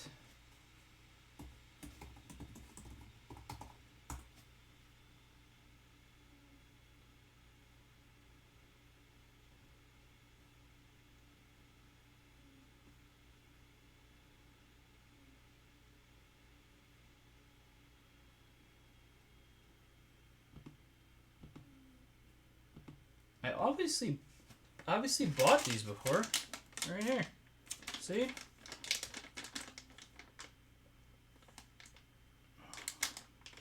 And normally that number on there means they're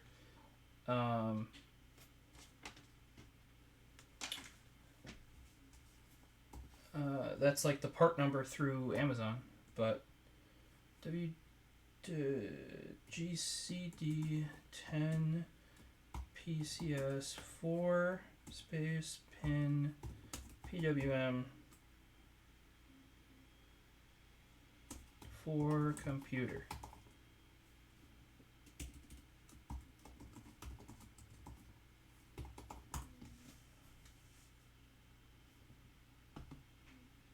Oh, here we go. 10 pieces. It's Wimig Kong. I'll switch it over on. Here we go. Let's take a look here. There you go. That's the thing. Doesn't say I bought it before, but somebody else may have bought them and left them here, essentially. But according... that would be why it wouldn't be my history, wouldn't it?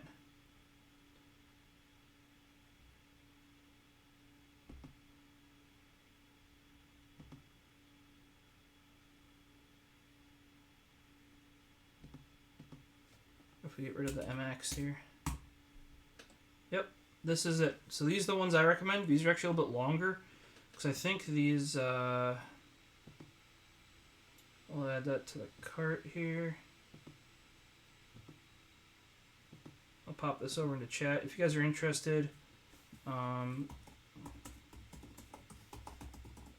these are by far the most cost-conscious PWM fan extensions right there. And they're 10 inches. If I recall, the Lost Ocean are 12 inches. Those are much more money, though. But the Dairy are, they say 10.5. I've seen as low as 8 on those. If you double it, that's $12. So, like, you're definitely getting cheaper if you use the ones I just linked. And I do believe I added, yep. And to be truthful, I will probably add 2 of these to my cart, because I use fan extensions on builds all the time, and it's just nice to have those on hand. But yeah, it looks like the code for Amazon has changed. It's no longer the one that was on this little baggie here.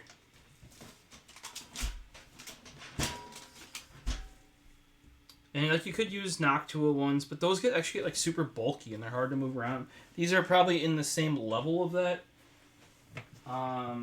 Otherwise, if you need super long ones, like 2 feet, like obviously 2 feet, you can pretty much just put these 2 of these together and you're still super cheap.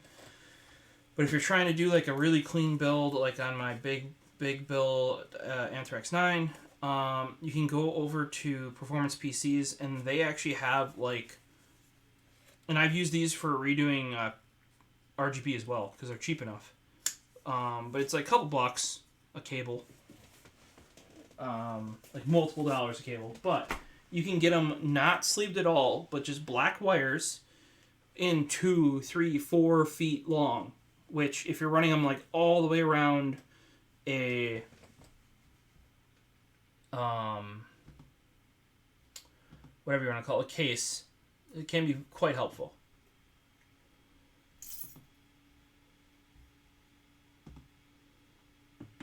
So, if you're running it like, say if you need to run it from this corner and your controller's over there, that's 2 foot, that's 2 foot. You could use a 4 foot. It would be quite helpful for you. And otherwise you have to put 4 of those together, and by the time you do that, it gets pretty clunky. And those, because it's just wires, it's very thin to do. You could sleeve them up yourself if you want, but because it's just black thin wires, you don't really have to worry about that, I don't think.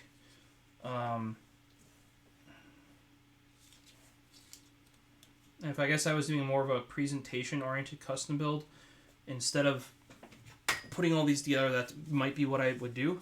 I mean, if you're doing super clean, you would actually tap into, like, wire them up manually yourself if you wanted. And what I mean by that is you make your own custom extensions fairly easily with some black wire and the correct crimping tool for the pins.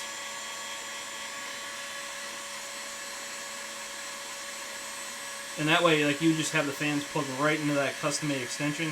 You know, I was kind of talking about earlier where I wish they made ones that were, like, kind of stepped or offset. You could just make your own. Far too much work for what I'm doing right now, though. I just don't want them to come apart. And as you can see, like, the USB, this 5/8 inch, which is what I use for USB 3.0 cables, does not shrink all the way down to that wire. But it shrinks around the connector, which you might not get with a 2-to-1 heat shrink. 3-to-1 is always better. It's a little bit more expensive, but I have never encountered a situation where I didn't prefer having 3-to-1 heat shrink. To be truthful.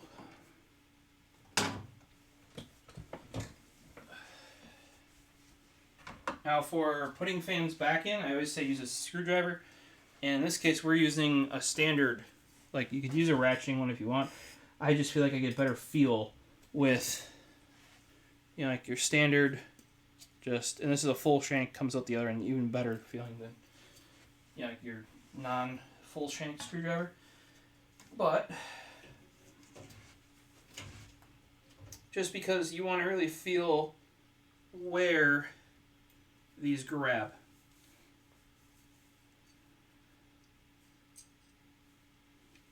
There we go. And what you do, if you haven't been taught this yet, turn backwards until you feel a ka-chunk. And then screw in. And it shouldn't be that tight. Like, if you've ever put a brand new fan in, you'll know what that feels like. If it's starting to feel like that, like it's like you really got to wrench, that's where you prefer a ratcheting screwdriver, because you got to wrench to get it in, you did it wrong. And you're not hitting the existing thread, which is what you want to do. Because otherwise you do that enough times, because you're just screwing metal into plastic, and you will literally strip any of the plastic that's available to put the screw into out of the fan. Which means you gotta then go to a bolt all the way through the fan if you want to keep using the fan and it's nice enough still to, you know, even be bothered to spend time doing that. And this is why, especially for first-time builders, I don't recommend a drill. I don't recommend maybe a screwdriver longer than this. Like I have, even this one's a bit long, I would say. This guy's a bit long. It's a weapon, and I have one even longer than this. I think like an 8-inch. This is like a 4, I want to say. Get like an 8-inch. 6 is not long enough a lot of times. I think I really meant to put together a list of tools for like first-time builders, where it's like you want yourself a nice, like a standard cutter. I prefer that extended one right here that I showed you, but it's expensive. You can get something very similar and a little pliers to help you grab, because that's really nice to have little pliers, you know, like this guy here, to grab those tires, really wrench on. You can get a little set that's like $10, $20. That's still pretty nice. A little less versatile, but much cheaper. And then you just get one Phillips 2 screwdriver, and you're pretty much good. Now, my close buddy who's actually coming back to the area, he did all that based on my recommendations, and we still got screwed a little bit because I forgot the M.2 screw. That uses a Phillips 1 or sometimes even a 0. And he was trying to use a Phillips 1, or Phillips 2, wondering why it was not, like why he was just struggle bussing. And I'm like, oh, dude, yeah, I know I said that would work for all the screws in that case. I totally forgot about that one. Because that's actually a laptop screw style, not a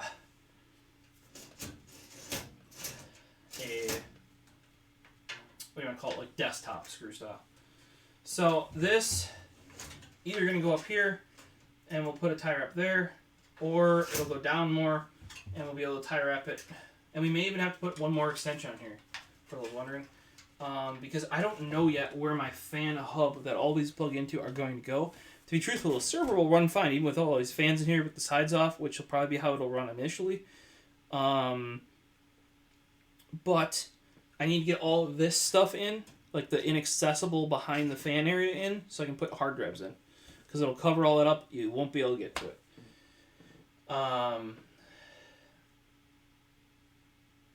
Yeah, I really need to determine where all these fans are going so I can actually tie wrap in stuff, if you know what I mean. Stuff, exactly. So, this fan, obviously the lowest that fan can go is right there. The lowest this fan can go is right about there. Yeah, and this has got to go up even more yet.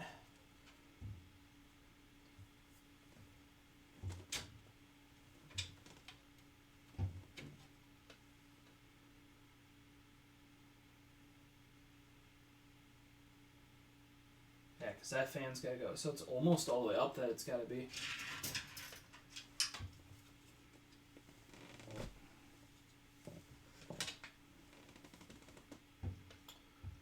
It's going to be a pain in the butt, guys. Because I can't exactly fully mount these until I know where the other ones are going to be. But when I do that, then the tie wrap points are going to be covered up. Hit the bathroom real quick.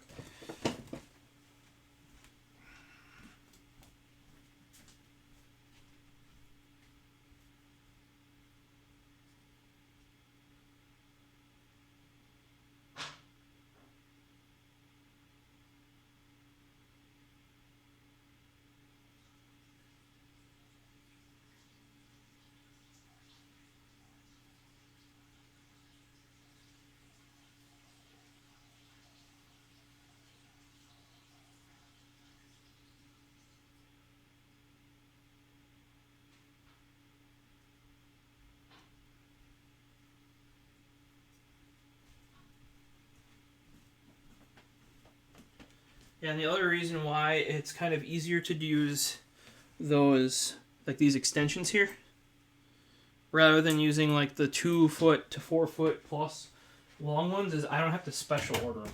Like, so if you're just like, I want to do a build, or you're doing a build for somebody, you can just clip them on. Now you can just clip them. You could use electrical tape on there. I've done that plenty of times. Make sure you wrap like the full connector then if you're using electrical tape, not just around the middle part like you could with RGB. Otherwise, if you have a big roll of a heat shrink, as you saw, it's dang near as quick, if not quicker, than tape. Yeah, that's the nice thing about having like just a pack of extensions. You can just go at it. However, I can tell you I don't have enough. Because I will probably need 2 extensions.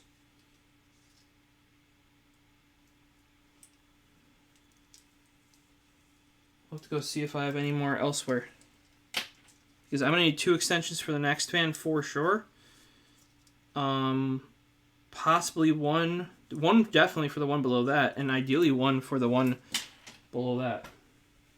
So I need at least 1 more extension minimum.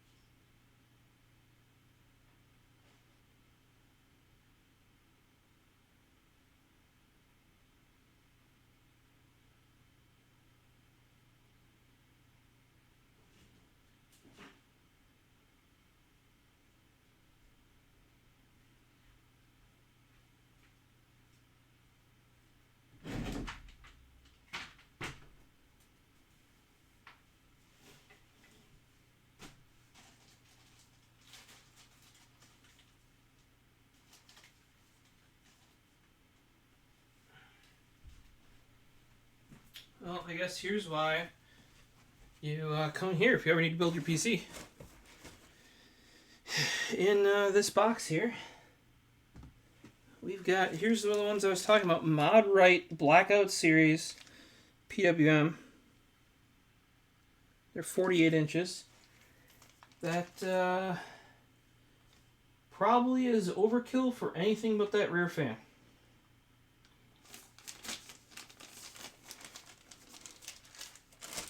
Got a whole bunch of Noctua corners. Something smells weird.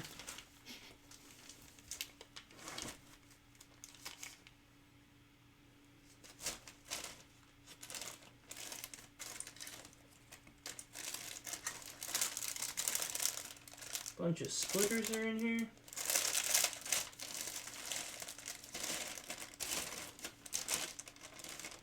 Well, I've got enough Noctua extensions. We could just go that route.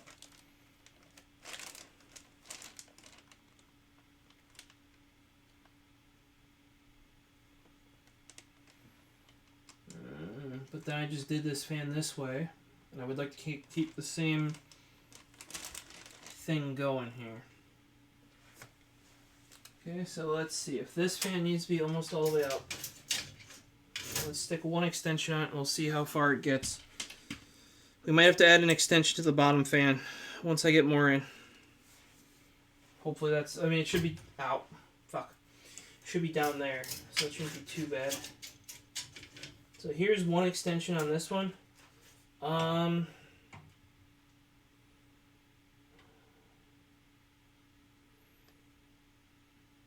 It's not long enough, but I just might be able to make do.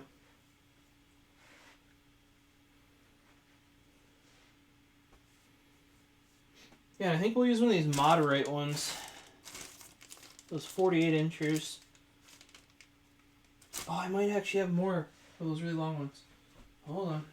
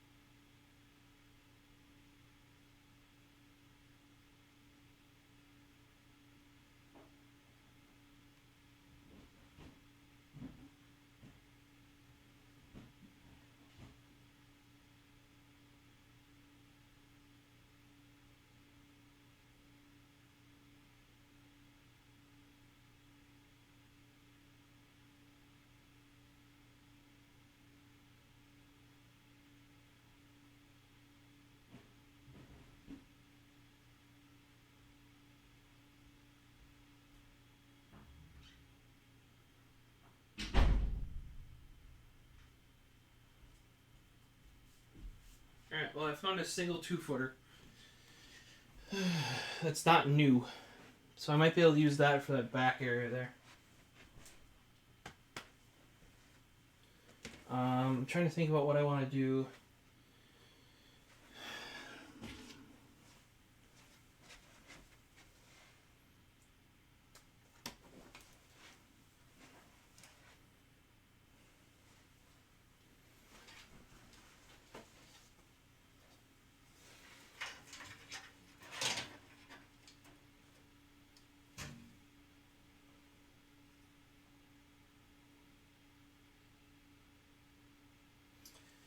Yeah, I think it's going to be easier to add an extension to the bottom one later.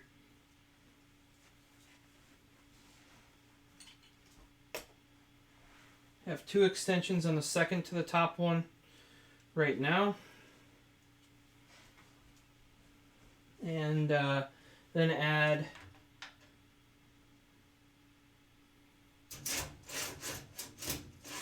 on as needed once I get more in.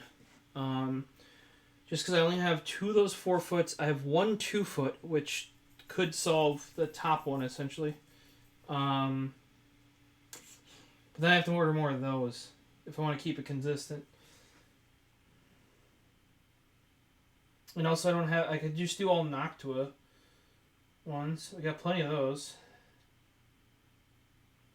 Should probably do that just to get it done.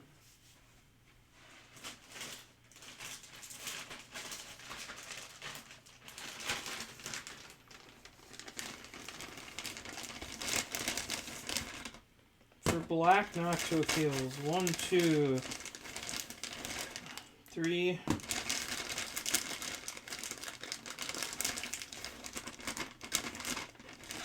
4, 5,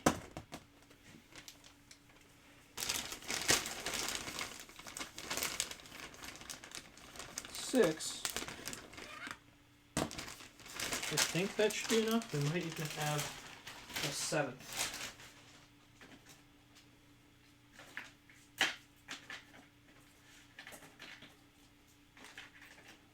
There you go, 7, 8, 9, 10. We got plenty.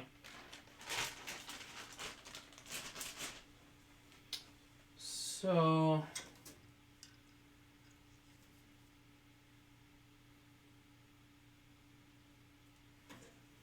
we're going to go with Noctua, I guess, for the extensions now. I have enough. I don't like using them because they like come all kinked. Now, all these ones that I had in there were usually what I'll do is I'll unfurl them and then I store them in a bag so they're mostly straight. Another thing you want to do with Noctua is I don't like their branding on here. There's no point for it to be there. You just take your utility knife and chop that off. This sleeving on it is so thick that you will not cut through. I mean, if you push really hard, you might. But generally speaking, you're not going to.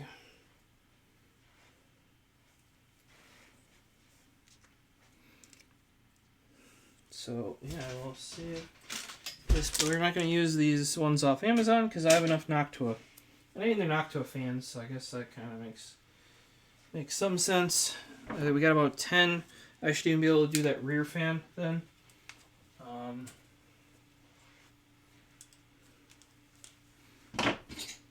Gonna do the same thing here. Sometimes to make tight corners with Noctua, I'll try to avoid using this one, but you do have to take off the heat shrink because the heat shrink is so stiff it doesn't bend. So you just cut off the heat shrink. You could put new, better heat shrink on if you want, but I generally just leave it off because on the end that you need it off is the end behind stuff. You won't notice the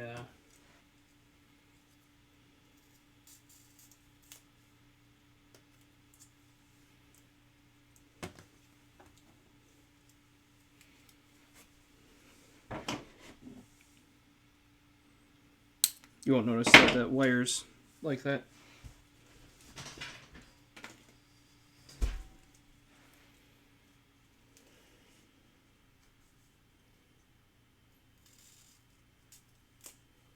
Alright, so got 4 brand spanking new extensions.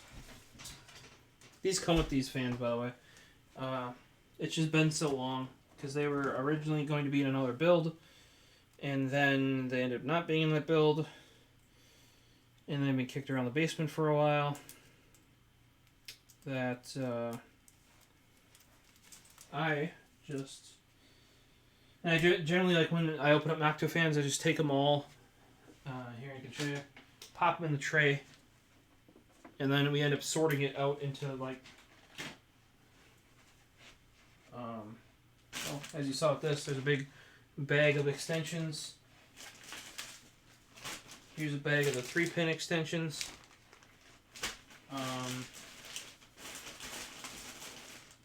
Here, Y cables, because I never use those anymore. Huge sack of them, so if you guys need any, let me know. The reason why I don't use Y cables is it's a rarity that I need to connect 2 fans together. Usually it's like 4 minimum, if not 5 for a whole case. If not, what is this, 1, 2, 3, 4, 5, including the back one, plus some. So, and also to show you guys that this sort of stuff can be done in the case, because I don't want to unmount that fan. I probably should. Unmount the fan. Boo.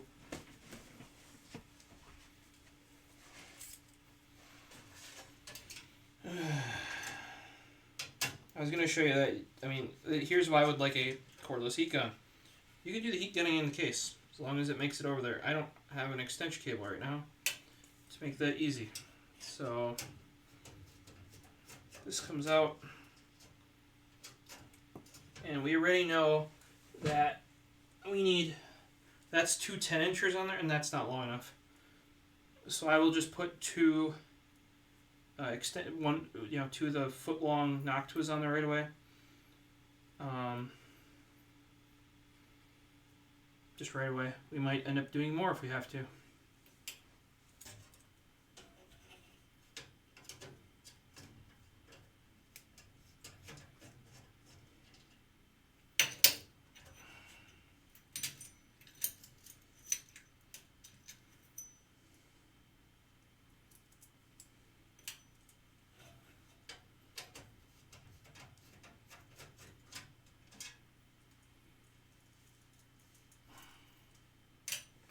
And this happens a lot if you guys are running in PC builds.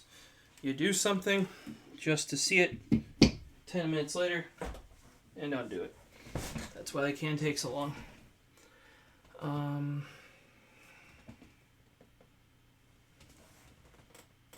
We'll see if this cutter works for this. Otherwise, I need a flush cutter. Or we can use the blade.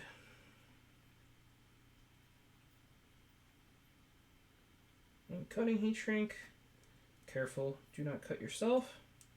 Also, you're better off cutting multiple times and scoring it over and over than you are, or a lot of times you can just score it and that makes it terrible. Here, you can maybe see how I just scored that. And once you get it going, you can maybe use the wire cutter to get it going. You can just tear it open on that seam. Like that. Now, it unplugs.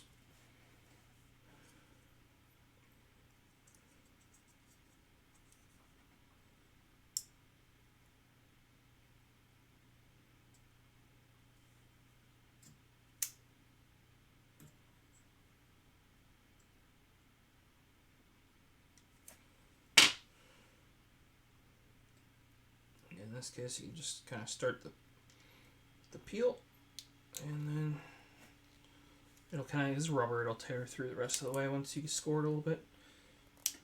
You can see it didn't even mark the connectors there. So, boom, boom. You got enough Noctuas. We actually have 10 Noctuas. Brand new Noctuas as well.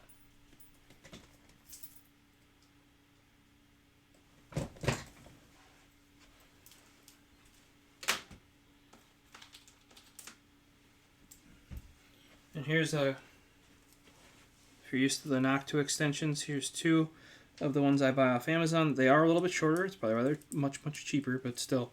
So you can see 10 inches versus 12 inches. Usually this, you might need 2, but I'd rather have to put 2 on because Noctua's extensions are expensive. I just have a ton. And I'm less and less now because we've been using them up on other people's builds. And, well, that's mainly why. And then they don't have to buy some because I already have them here. I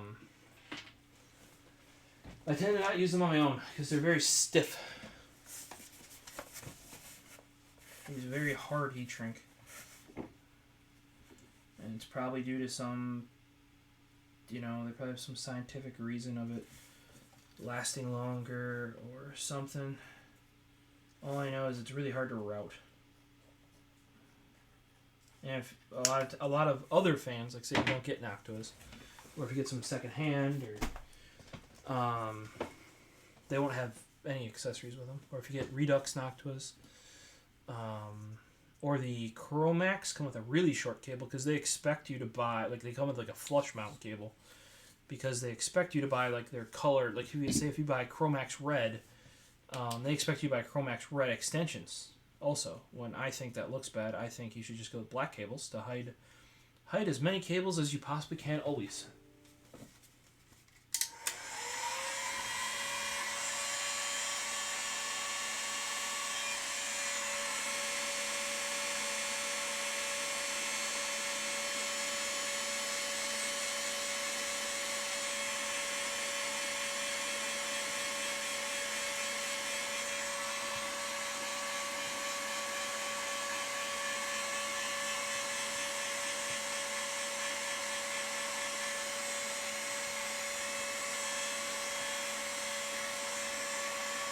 Alright, heat shrink that right on there.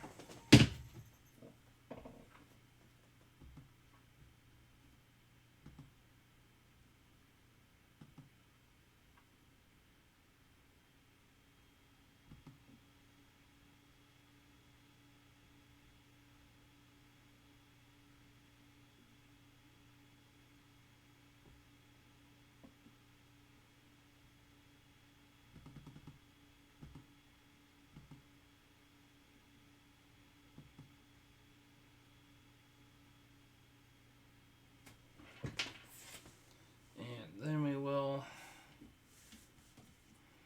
add the second one.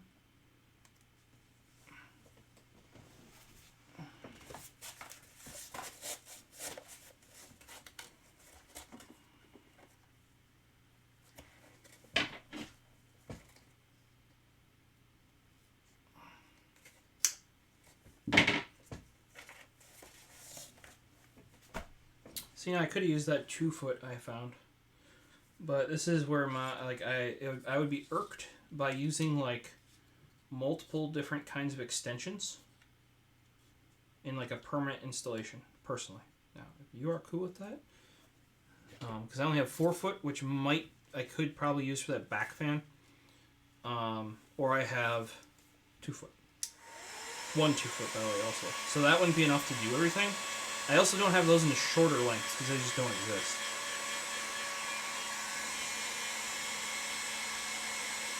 Like, you could cut it down yourself. I've done that before. But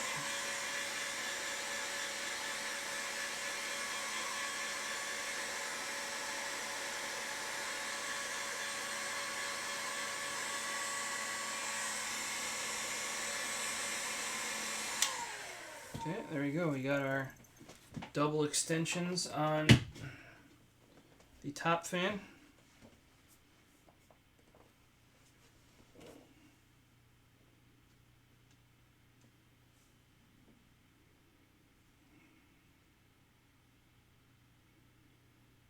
Feel pretty good about that.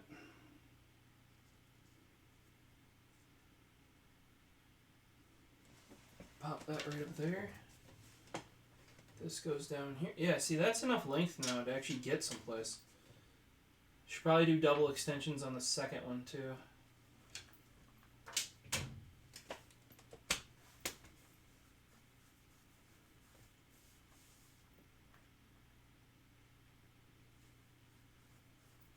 If only I knew exactly where those needed to go.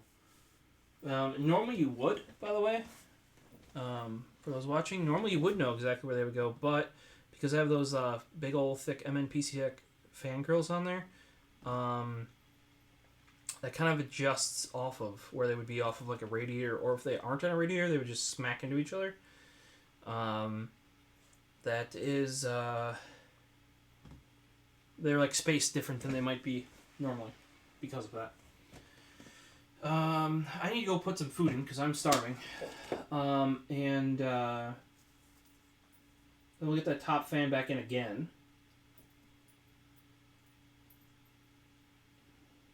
And let's, you know, we can eyeball up if one extension will be enough for the second fan or not. Alright. So here is the second fan. If the top one's here, second one's going to be kind of right around there. And I'm going to say one fan extension is not enough because it still ends up under that bottom fan. So we're going to need 2 on there. That's using 4 then of our 10 Noctua extensions. The third one down should just need 1. The bottom one down should just need 1, I'm pretty sure. So that's using up 6. Then we have 4 for the rear fan if we need it. I also do have the white extensions as well. These I'm just using the black ones right now. For that top rear fan though, I may end up using that other, like I have 2 brand new long 4-foot, and that's 2 down, 2 over if I put that fan hub down there. You could also put it back here, but then that's going to be even harder to get to from those front 4 fans. So ideally, we want it as close to these front fans as possible while not hitting all these hard drives and stuff. So it's probably just going to be in the bottom, right down here. But all these fans do need to make it underneath this bottom fan to get all the cabling around this edge here. So, I mean, and that is why Noctua does ship the extensions with the base model fans, is because they put a shorter cable on there. If you had just the standard 12 to 18 inch cable you'll see on most brands' fans, they would probably make, most of them without an extension would make it. Like their Reduxes are like that, and the industrials come with even longer cables on them, from my experience. So it's just something to be aware of.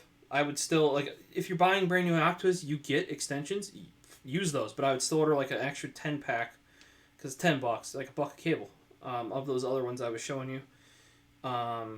Just for the money, they cannot be beat from my experience, unless you specifically are going to need a lot of 4 or 2+ foot runs, like, you know, like say on my main build upstairs, I have basically all the fan control right here, and then there's 18 fans in the case. So there was a reason why I went with a lot of, you know, like long skinny cables. It really cut down on cable clutter. I'm gonna go get the food in and cook in here.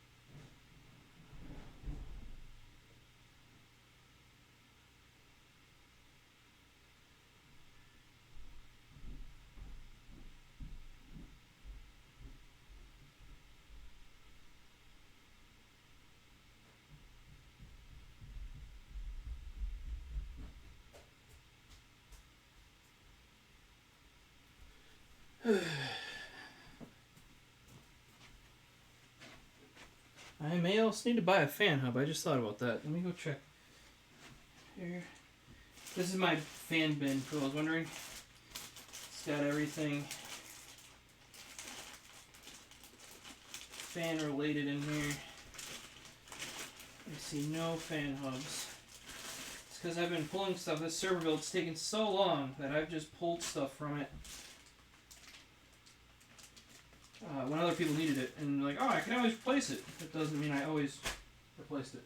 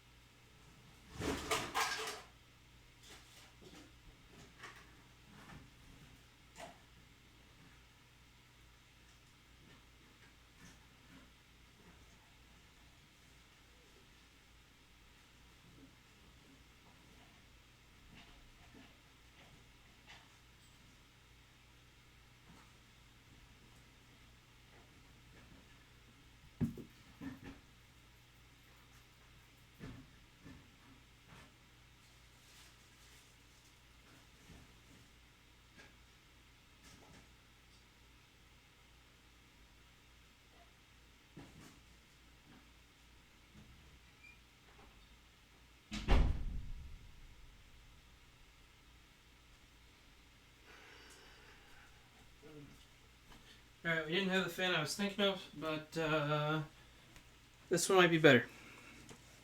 So this one here, get you over on the Razer cam again. This one here, that's the SwiftTech. It's good if you're putting it in the bottom or top of a case, because then fan cables go right in. I prefer the Silverstone a lot of times, though, because here, if you want to put it here, the cables come sticking straight out, and they'll just run into the back panel of the case. The Silverstone comes up the sides. I do also have my favorite one right here, which is actually a Bits Power.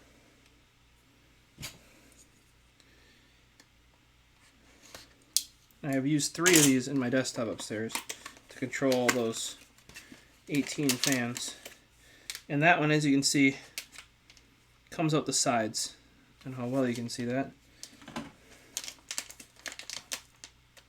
And this is actually capacitated as well. Capacitated, I believe is the correct term. It's got capacitors on each of the outputs. And you can see it comes out the sides. So if you mounted this flush, they plug in on the sides. Being that I'm probably going to put this on the bottom of the case, this is probably less good. And being that I only have one of these, and these were like on out of stock order. Well, let's see if we can order more of these. If we can, I'll use it just because it's the better one. But it's a BP-P fan MFH.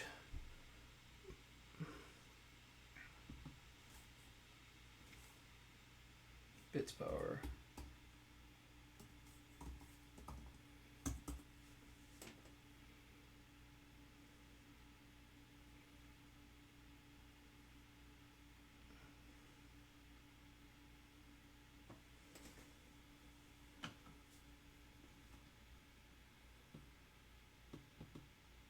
Just Bits Power PWM multifunction. Why I can't just highlight part of this, I do not know.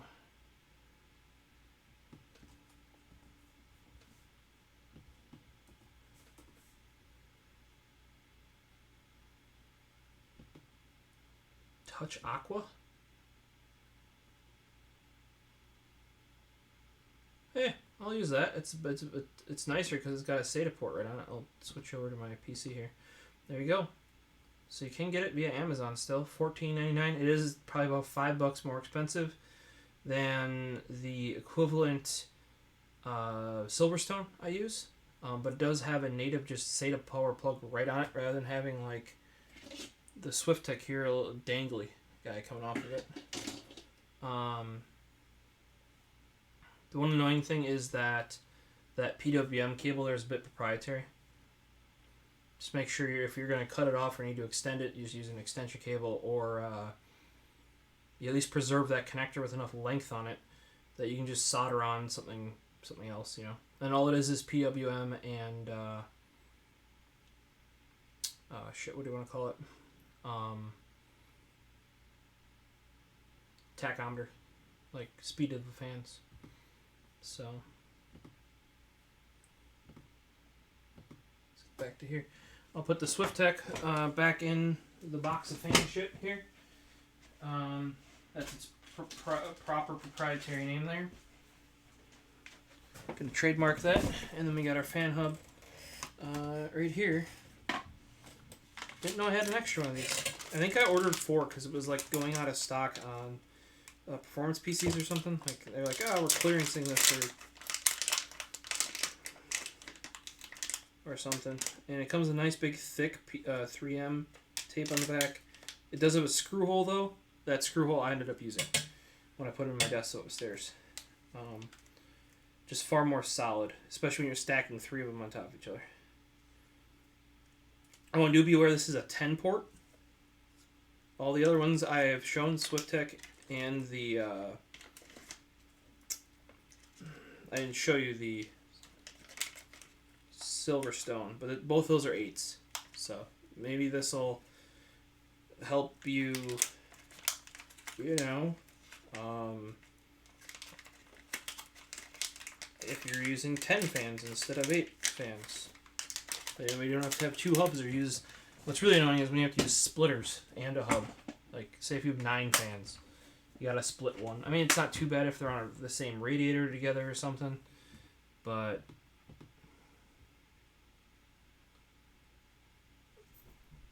Yeah, and see, these don't come quick, too, because they're not shipped and sold by Amazon. Looks like it's coming from Titan Rig.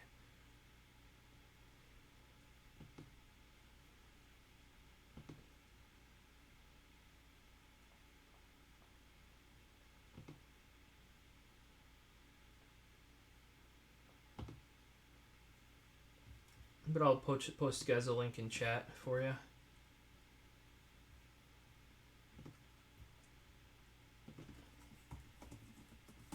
This is my preferred one if you can find it. Otherwise, I've used originally the SwiftTech was the only for years. Then the Silverstone I've used so many, so many of those. Like I wanted to say 20 builds with those or something. Now if this BitsPower one is more easily accessible, sure.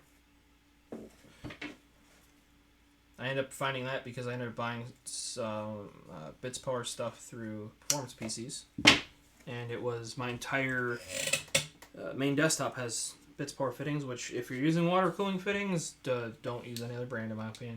Now Corsairs are OEM'd by BitsPower, I believe. So, hey, I could do that, but like, I tried Primo Chill because like they had a good rep and only had issues there. All of mine lost plating.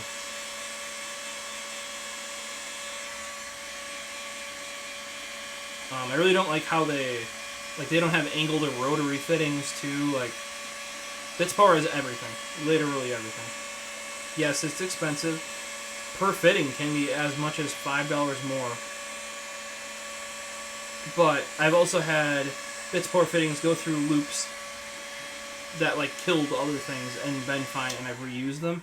Whereas I've put Primo Chill fittings in brand new loops that were properly cleaned and everything, and they started losing their chrome plate, which is like, whereas similar fittings I pulled out of the previous loop that was full of green, like not algae stuff, but like green growth from Mayhem's what was it, platinum, or not platinum, pastel, Mayhem's pastel. Hell, it made all this green crap growing in my loop. BitsPowers went through that, cleaned them off, popped them in the new loop, perfectly fine.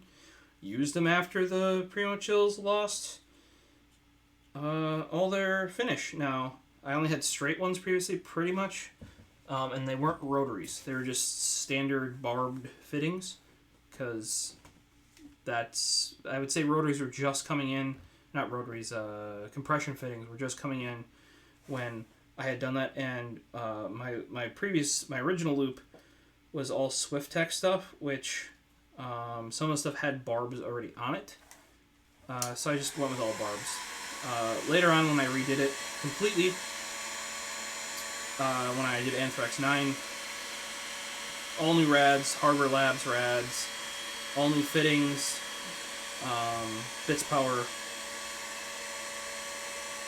all new tubing. I went with Norprene Black because that stuff, you can't do anything in that tubing. It's like scientific grade. So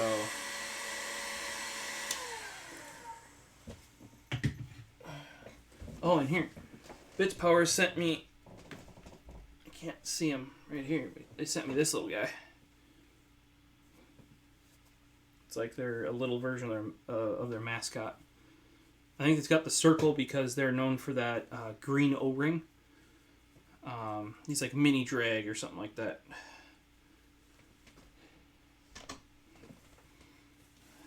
He's like a mini dragon. But yeah, no, they're good dudes over there. And realistically, like I said, I've tried a couple brands, other big brands too, that people have like recommended, or like I think Primo Chill was really big in the hardline tubing initially. Like when that was first becoming a thing, and like part of that, people having good luck with that was what prompted me to, you know, pick them up. And yeah, I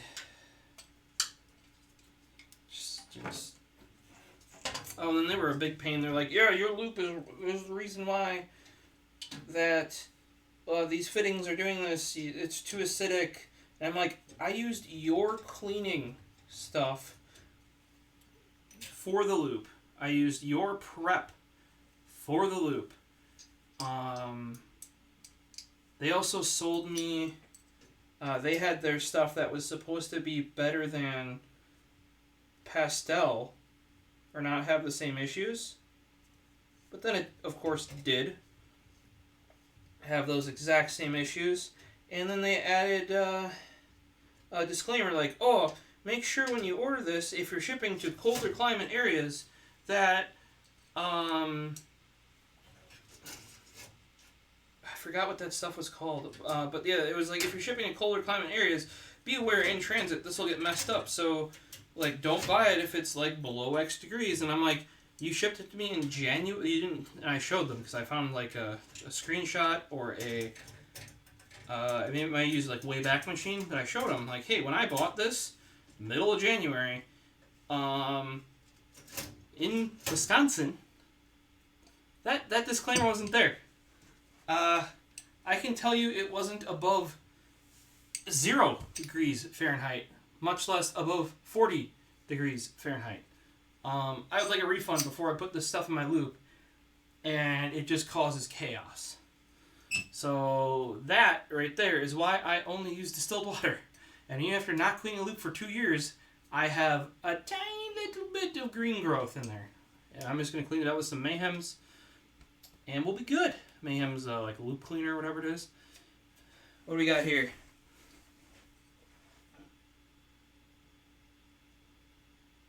Deadass thought that was a Pokemon every time I was over there. What? Oh, this guy?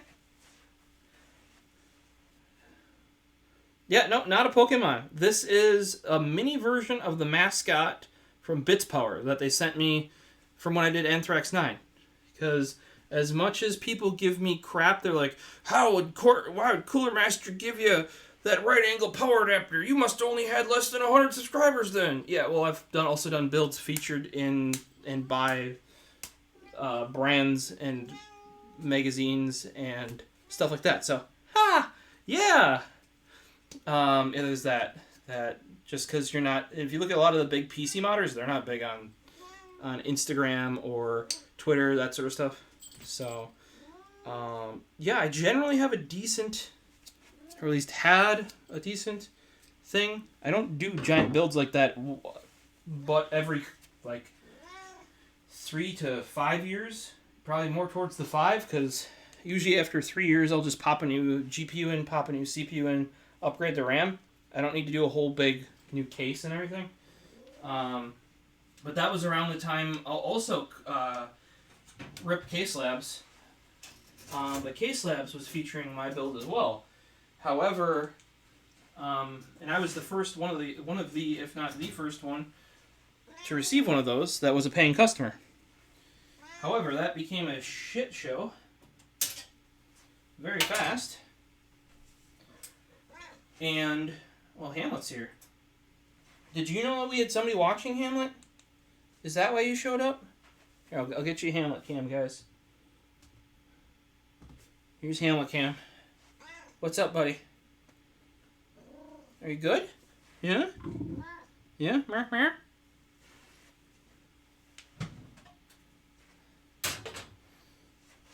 How you doing? Yeah, is the oven preheated? I want to go eat the pizza.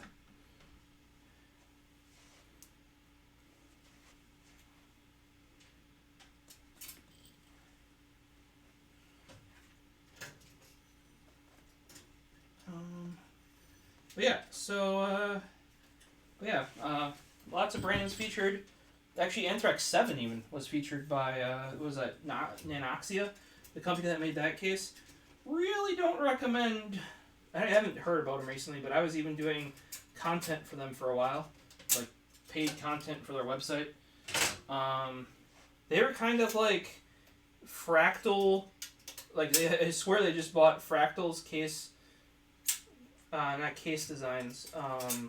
Case designs, like their older cases, because a lot of their designs and the feet, like the feet on the cases and the drive cages, like when the Define R5 was out and almost R6, they were making a case that was very reminiscent of the Define R3/R4. So, yeah, they were a bit behind. I mean, I liked that though, because at the time nobody was making a more like heavy steel. How do you want to put that? Like thick steel, and like a lot of companies were just straight up dropping 5 1/4 inch bays. Oh fuck! I put my screwdriver all the way over here. Ugh.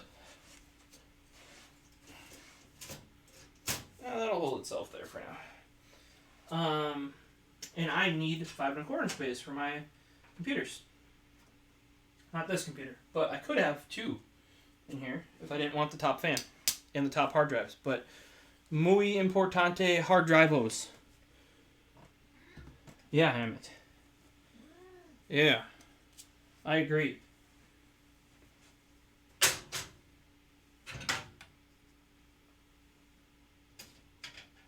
But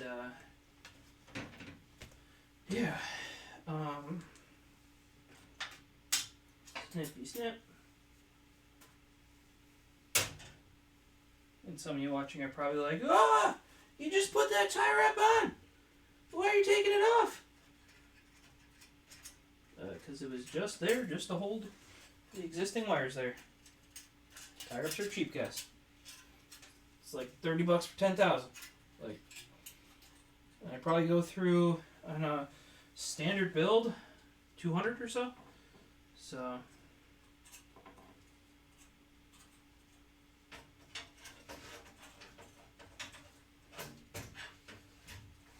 Like even if, like, say if I would, sometimes I'll drive down and help people out with their builds. Like, I've helped a couple friends down in Milwaukee, stuff like that. Usually on the way there, or say if I get there and they don't have tie wraps, we just go to Walmart and you buy 2 100 packs of the 4-inch skinny, you know, like the 18 or 16 pound test ones.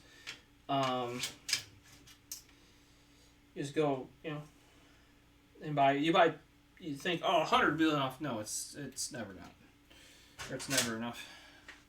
As much as you think it might be, it's probably not going to be enough. Sorry.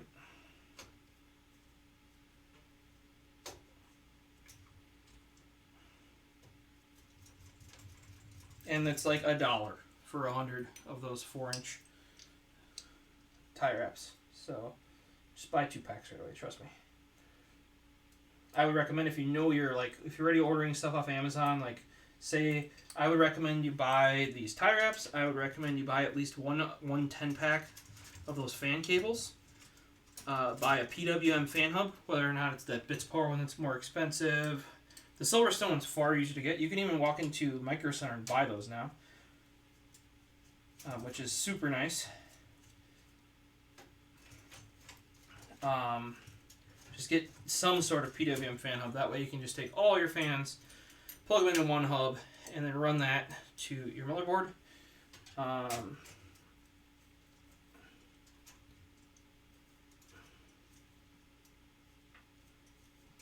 There we go. We found that spot.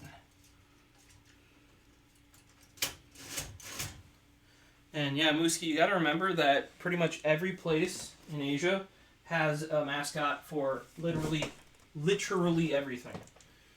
So yes, of course Bitspower would have a mascot for themselves, I guess. You know.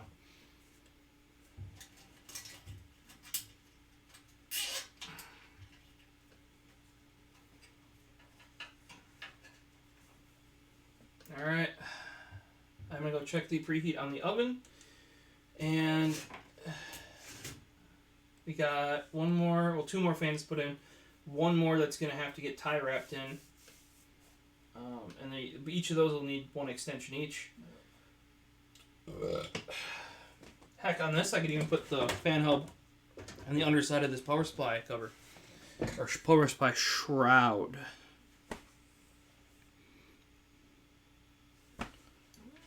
Yeah, Hamlet. Commentary from Hamlet, guys.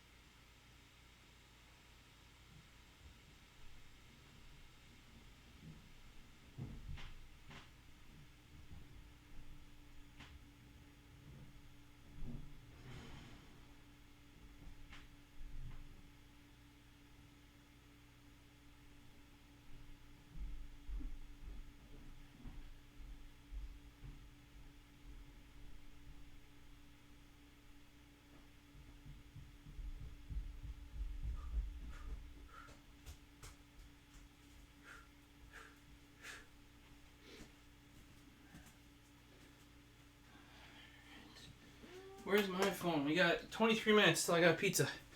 Pizza time, pizza time.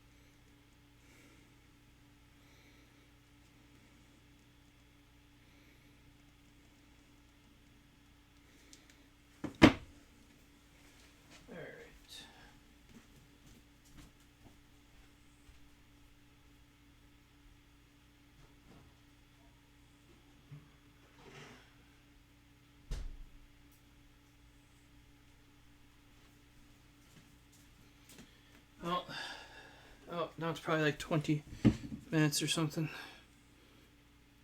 Set timer 20 minutes. I really do miss the squeeze to make Google do things. You have to like swipe up from the bottom corner now. It's kind of dumb. I am drinking my last Ultimate Trip Sour Ale with blueberry, pistachio, vanilla, and lactose. Last one, and this one has seen some better days there.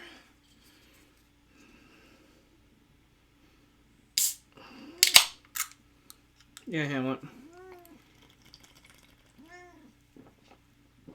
I've seen better days. It tastes good. We really need pizza in there, in the tummy to go with it, though. Yeah, pizza, buddy. Pizza. Pizza, pizza.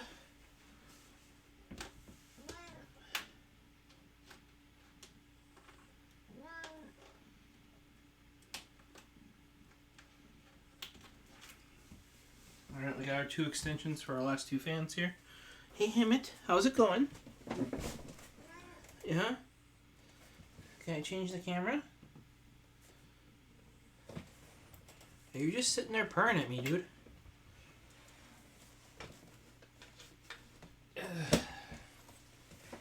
I'm busy though. Yeah.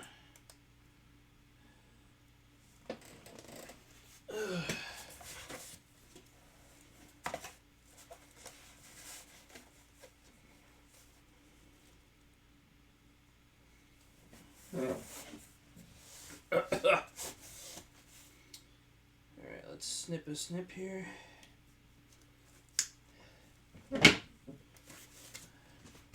you want some interesting skizzers, look up electrician shears. They're like super chonky because they're meant for cutting, actually shearing through wires. Not that I really use them that way. They're really nice for cutting heat shrink though, because they're chonky.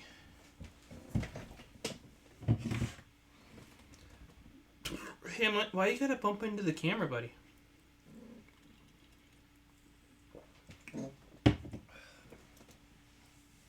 Yeah? What are you up to, Hamlet? Why don't you go sleep in your cat bed? Yeah.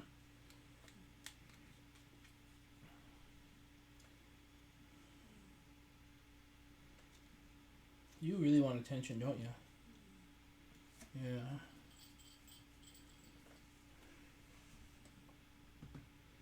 What can I say, guys? Cats, they want attention, you know?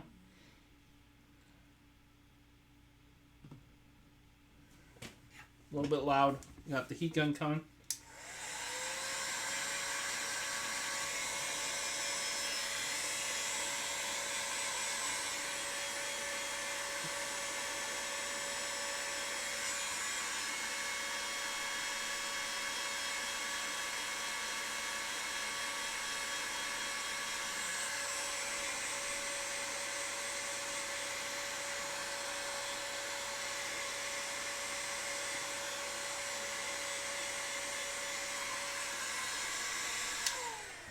Alright.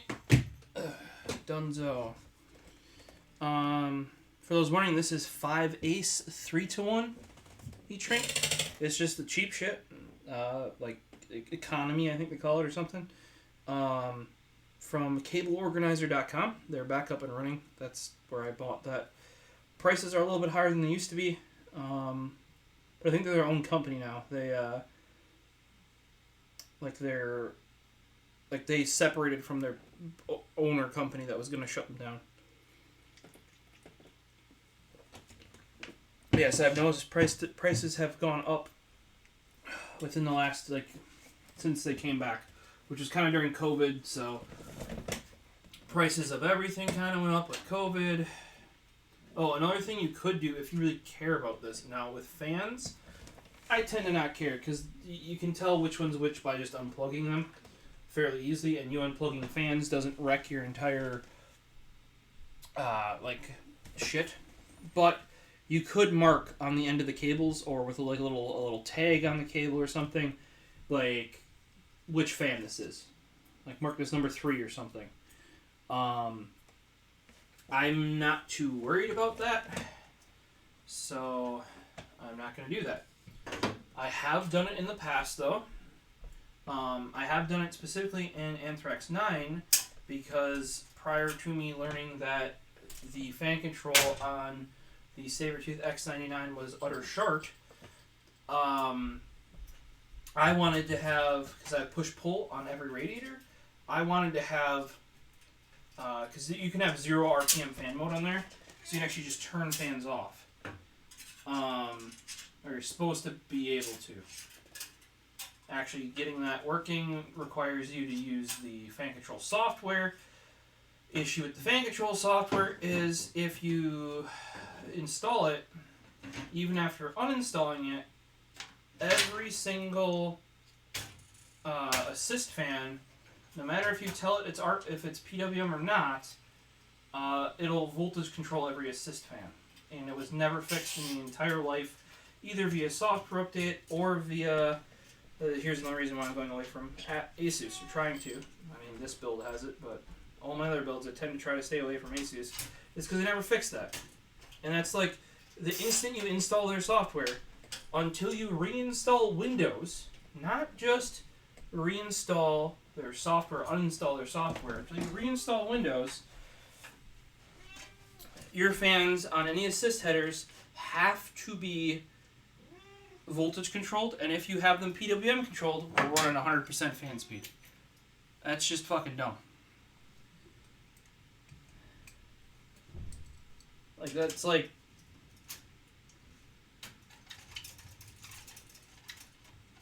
And also, they advertised that whole 0 RPM. You could only use that on assist headers, I believe. Maybe also chassis headers, but you couldn't use them on CPU headers. And back on X99, they were not water pump headers yet either. So, you know, it's just... That's another reason why I'm kind of going away from Asus, is they like half-bake do shit a lot of the times. Or way back in the day, back with X79, they had a lot of marketing around 4-pin fan headers. Hey, every one of our fan headers on this motherboard is 4-pin. It was. Oh, it was.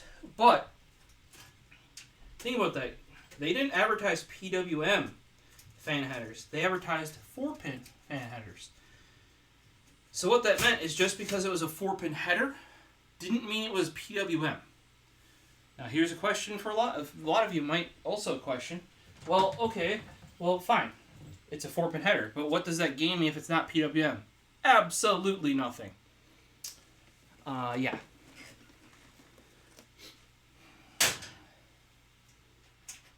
So why make it 4-pin?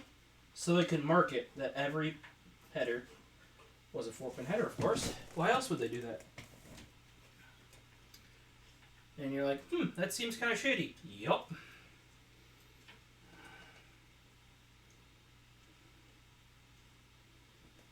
Alright, these aren't all screwed in, like, super solid yet. Here, you can see. And the tie wraps aren't tightened down yet, but we're getting there.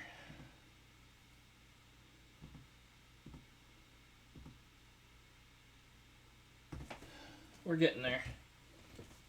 Once the last one goes in and I can get that last tie wrap in there, and get it somewhat adjusted, we'll be able to line those up correctly and ratchet them down. And then all the cables over here will come out underneath the fan, on the bottom fan here, and they'll all come back in this area here.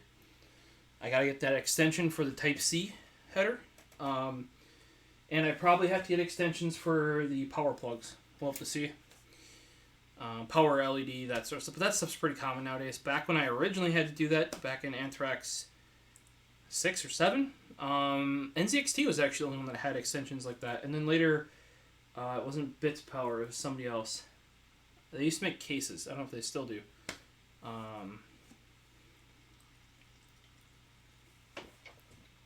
don't know, I have their extensions in another box over there still. I have to look. They used to make some though. Yeah, NZXT used to be a purveyor of odd PC accessories. Like, the only thing that's still like that now is they have that internal USB fan hub, which could be quite useful. And then, I mean, they had that long before they had all the their RGB crap. But now, especially with all the RGB crap, they have, like, I don't know if you could have all their stuff plugged in without having something like that. My suggestion? RGB using Fantex. Or, what was the other one? Any of the brands that just use a standard RGB header, not their own proprietary system like Corsair and NZXT. Now, if you're going a full Corsair NZXT build, like cooler, fans, etc., sure, that's fine. Be aware you're going to pay a shit ton more and have worse fans. And less you'll have to choose their water cooler, etc. But if you do that, sure, then go with NZXT or Corsair for your RGB.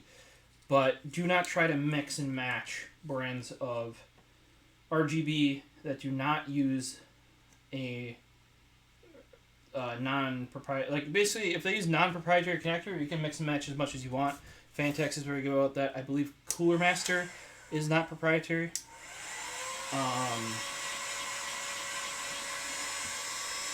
So that'd be my suggestion. That's what we did with Frozen Slate Preston's build, and it turned out really, really well. Do be aware though, with RGB, it's basically as hard as water cooling. Plan.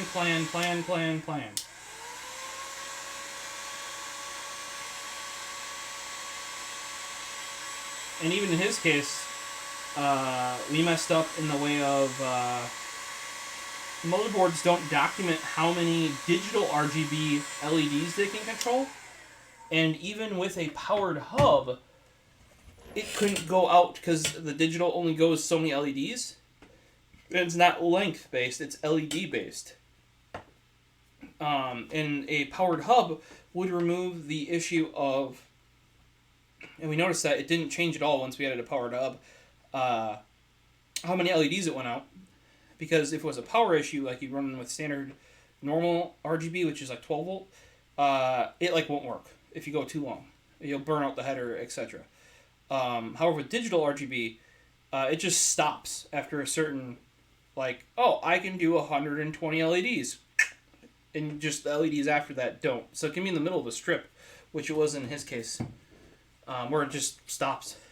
So we had to use a hardware one, where he has to press buttons to get different color combos, which is a bit annoying, because then his RAM still has to be done via software. They really need to add RAM RGB support in BIOS, like, really badly.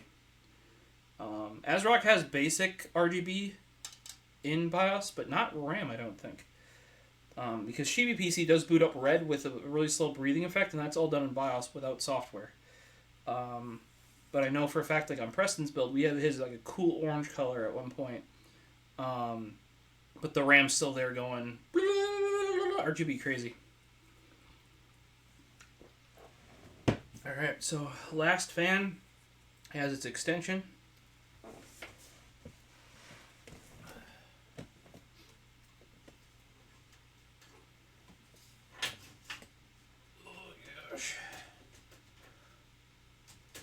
It's going to be tight.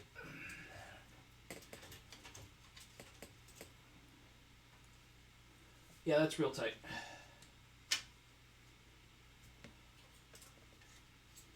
Well, here's as tall as we can go. Yep, okay. So I know exactly where this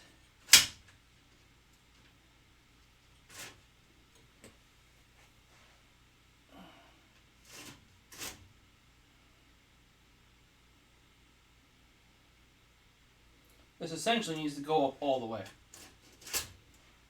Because otherwise we will not have enough room for routing the cables underneath.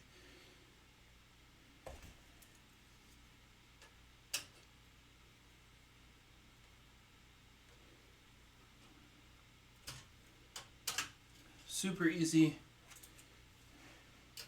to do now, I guess. I wish I would have known that from the start, because it would have made my whole life cable managing all of this way easier.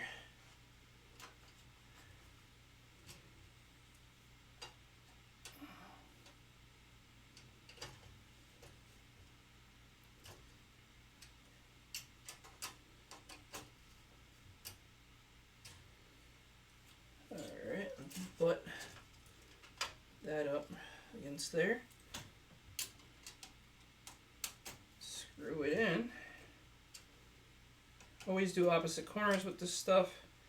If you're doing quick builds like Linus always talks about, yep, I did that for the school district, and I can understand only putting in half the screws, because you can get away with just two opposite corner fan screws, especially on older cases back when the case used to be able to support its own weight. On new cheap cases, when you start filling them with good fans, like say you stick Noctuas or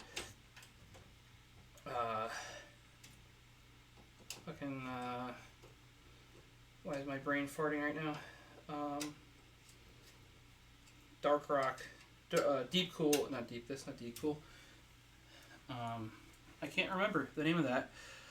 You know, other good brand fans, or even just decently built fans in there, it'll actually stiffen up the case on those cheap cases. You know, back in the day when I was doing upgrades on systems, you didn't have to worry about your cases or your fans supporting your case, like sturdy wise, which is like kind of crazy.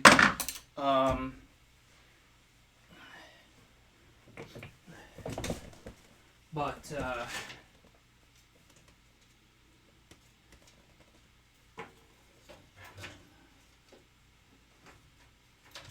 there you go. We got clearance now. Okay. Yeah, and you can easily get away with like not all the screws. And I would be building. I think I built 400 computers over one summer or something. So yeah, you not putting in cutting your screws in half, or as much in half as possible, will save you lots and lots and lots and lots and lots and lots of time. So, however, if you're doing one build every now and then, or if you're doing, like in this case, a build for myself that will need to stay together for a long time, and we'll be rolling around on wheels, put all your screws in. Especially because I'm going to have a whack ton of hard drives in this thing. Nothing like 40 drives or whatever that company is. Yeah, nothing like that crazy. But we'll have a minimum of 8 in here. And another 4 SSDs. So, you know, that adds up fast. Yes.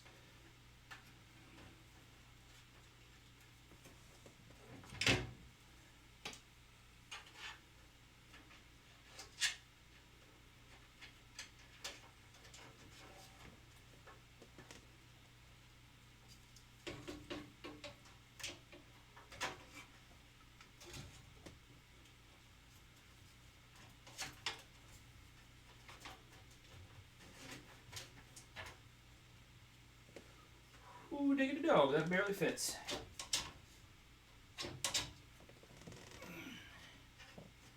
And I mean, barely fits. With all those fans running underneath there. It will definitely need another tie down for the other side of it, which is fine.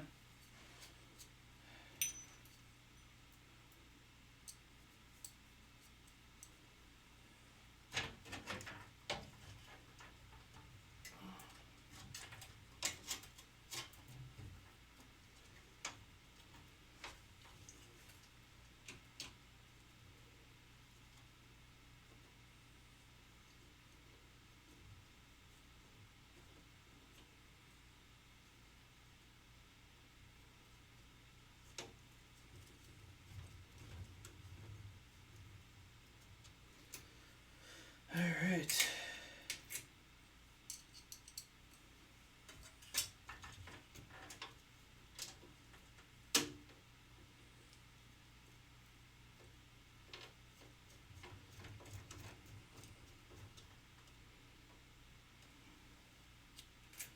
Almost have a whole 4 fans in it. How long has it been? A couple of hours, probably?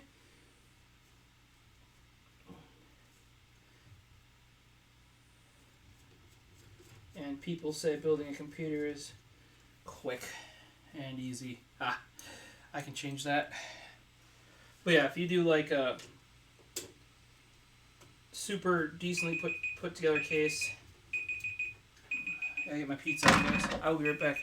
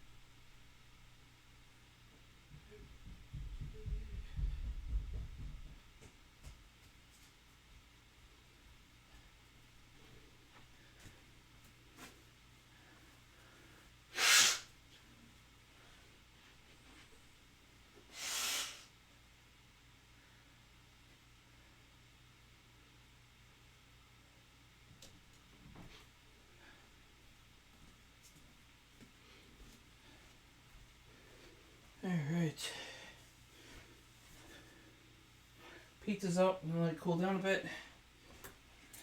Let's get this last fan the rest of the way in. A little tweak of a screw. Yeah, I should have checked, but had I realized that the fans just had to go all the way up, would have been way easier to do the cable management from the get-go.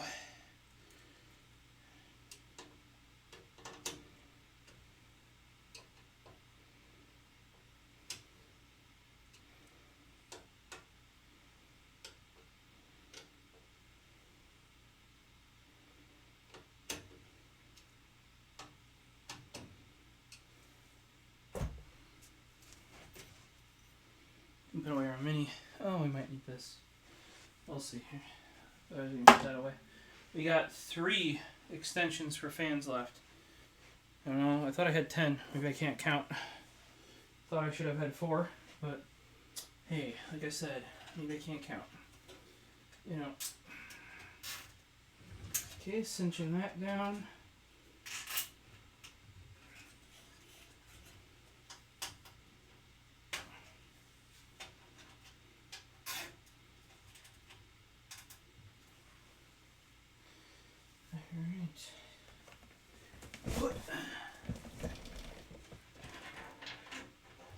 Yeah, we need another stick-on tie-down right here in this corner. Just to tie down all of these. And you guys will never know that that's even running back there, probably.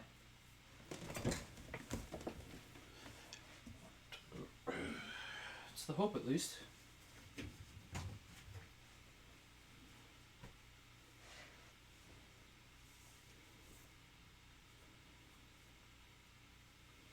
And we might need more extensions for the fans. To get them exactly where the hub's going to go, I don't exactly know. Realistically, right now, I don't care. Because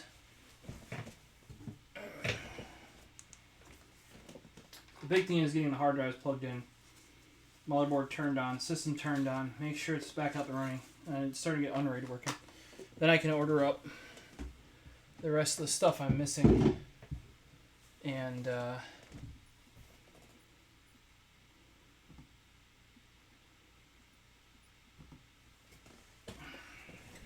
get like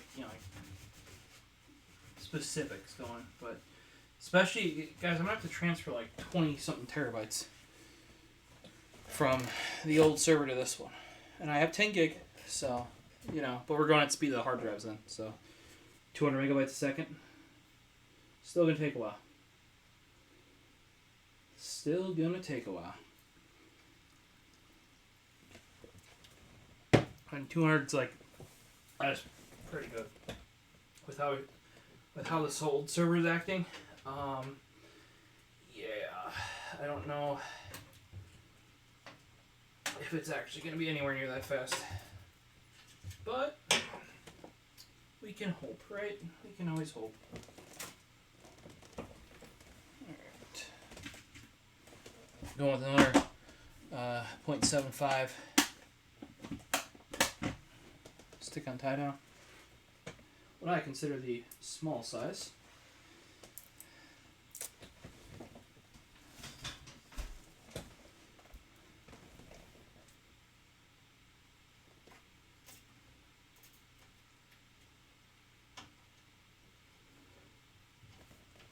Squish her down. Ideally a good 30 seconds if your thumbs can take it.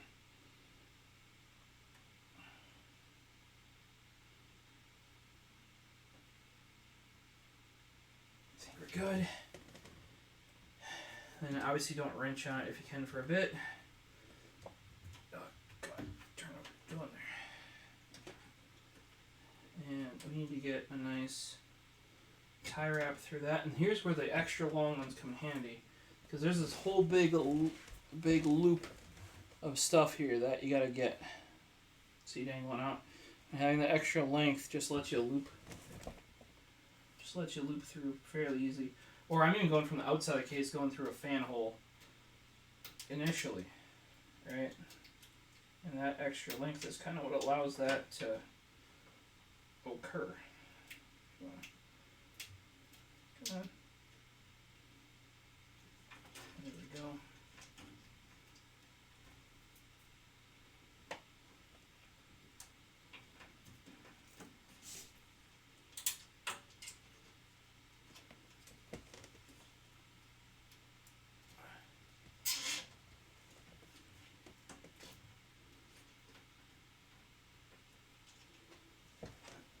Cinch up this one behind here. That nice and tight. Snip it off. Get this one under here. Same thing. Nice and tight.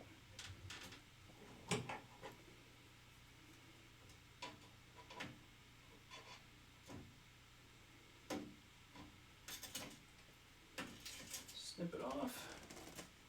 Alright, I'll grab the Razer camera before I go and eat some pizza. Razer Cam, does whatever a Razer Cam can. Okay, there you go. How clean is that? Can't see anything. See what I mean? Routes it all along behind the fans there, down to the bottom, and we'll route it underneath this edge here, right there. And then that way all these hard drive slots will not be impeded by any additional fan wiring that goes down the back there. Now this wiring here, super easy to do. Just gonna go like that. Down that side, meet up with this wiring down here. I can put through that same zip tie point. And then ideally what we do is you run it along the bottom edge here, right there. Oh, you gotta go up here, go up there, go in. And that's where we might need some extensions. And that's because I want to keep this whole area open right here for my hard drives. So if a drive dies, I just unplug a SATA power, unplug a SATA data, unscrew one screw, drive comes out. And that's the only reason why I considered using this case over something like with that as proper hot swaps. This is about as close as you get to a proper hot swap without being a hot swap.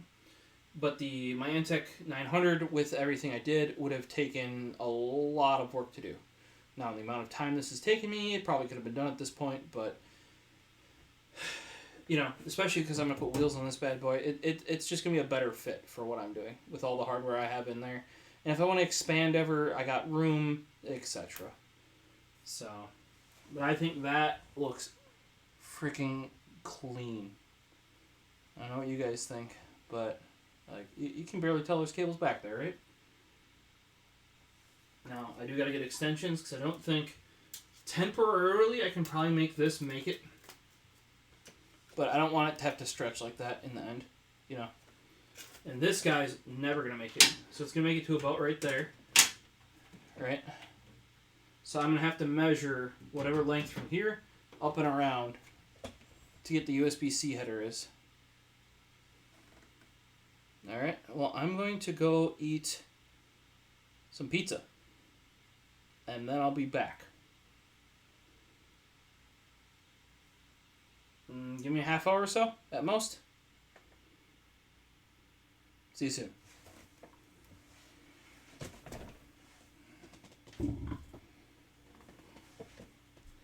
Gosh, that looks so much better here.